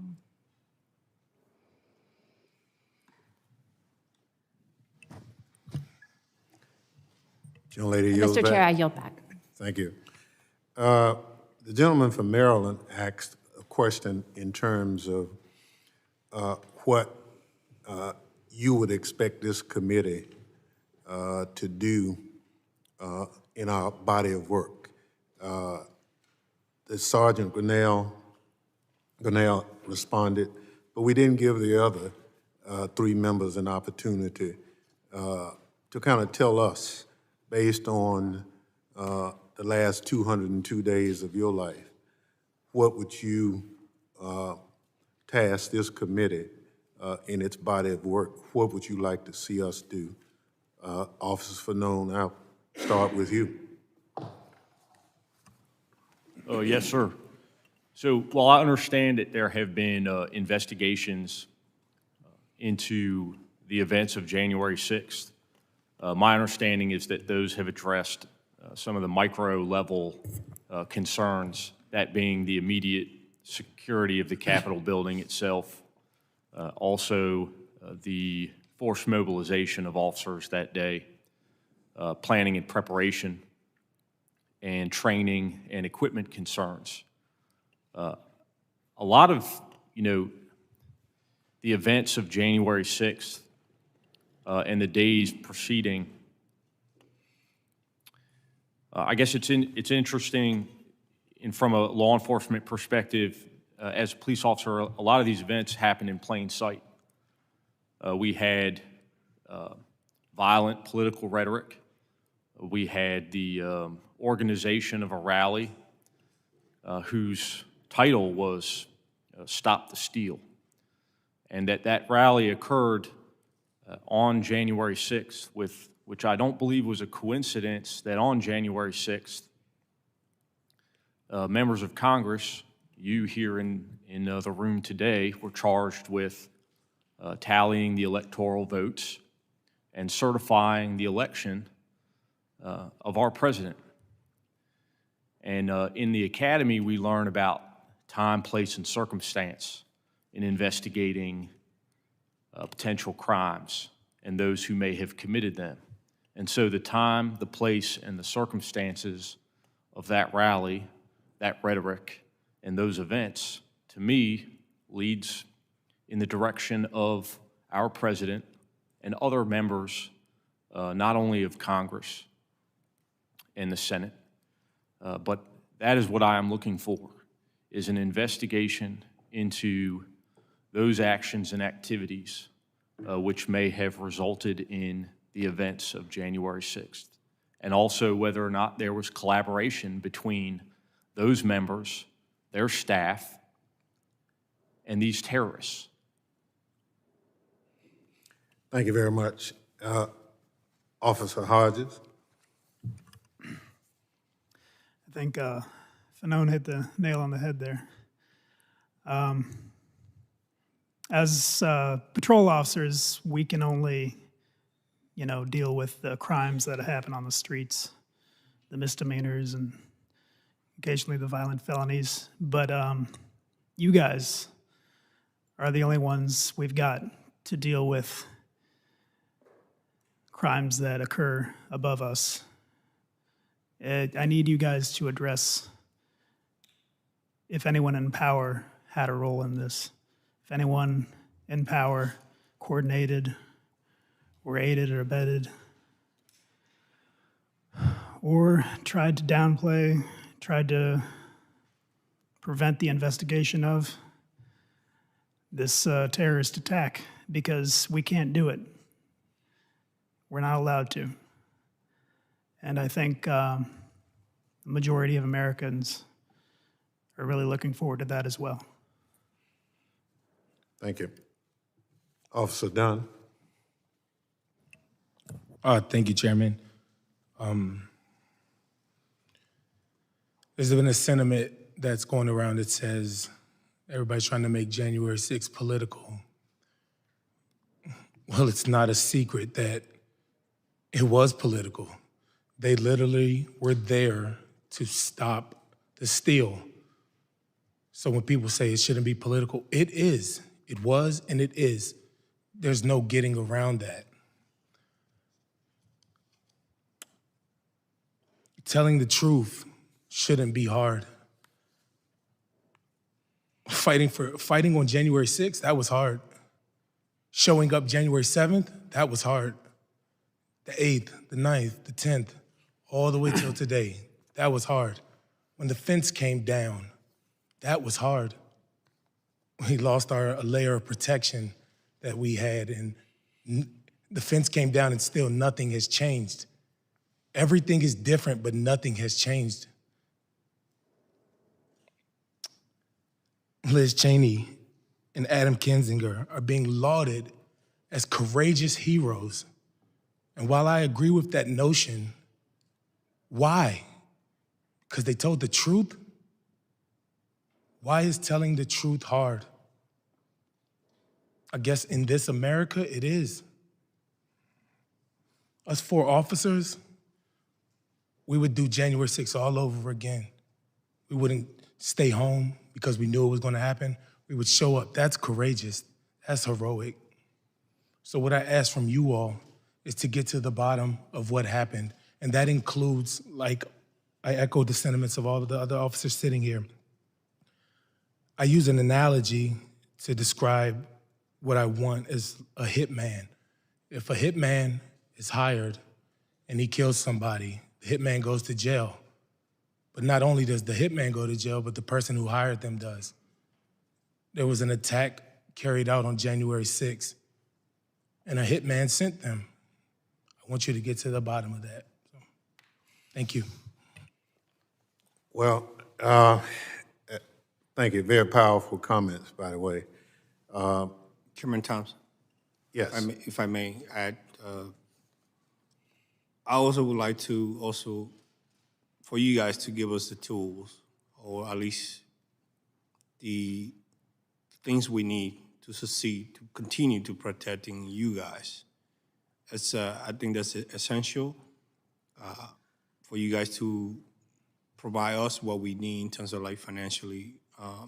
I don't know, I'm not part of the innuendo about how that process works, but perhaps fortifying the Capitol, that will help. I know we were literally desperate. If we had that, that would have made a big difference on January 6th.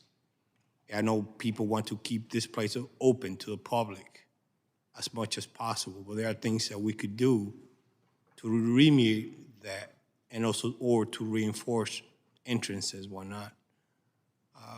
It's hard, but it takes will. I know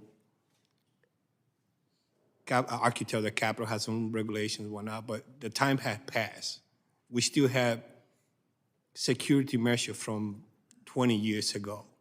That had to go. We need to reinvent the wheel and change that. But only you guys have the power to authorize that. They won't do it unless you guys do. The other thing is, we still only operating on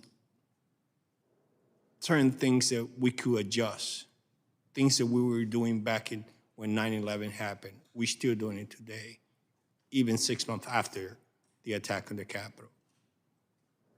But only you, perhaps with the chief of police, the new chief of police, which he seems receptive to some of these changes, perhaps that would change. But we too, just like Officer Dunn said, we're still doing things that prior to January 6th, we were doing it, and we're still doing it today. And I think that should change. Thank you. Well, again, thank all of you for your testimony, and obviously you are real heroes in this situation. What you did in the committee's opinion helped preserve this democracy. The time you gave for reinforcements to finally get to the Capitol made the difference. So for that, we thank you. But you carried out your duties at tremendous risk. Now we on this committee have a duty, however, a far less dangerous one, but an essential one, to get to the bottom of what happened that day. We cannot allow what happened on January 6th to ever happen again. We owe it to the American people. We owe it to you and your colleagues, and we will not fail, I assure you, in that responsibility. Thank you again to our witnesses, as well as our distinguished colleagues of the committee. Any closing remarks? Without objections, members will be permitted 10 business days to submit statements for the record, including opening remarks and additional questions for witnesses, to appropriate staff at all meetings of the Select Committee. Without objection, the committee stands adjourned.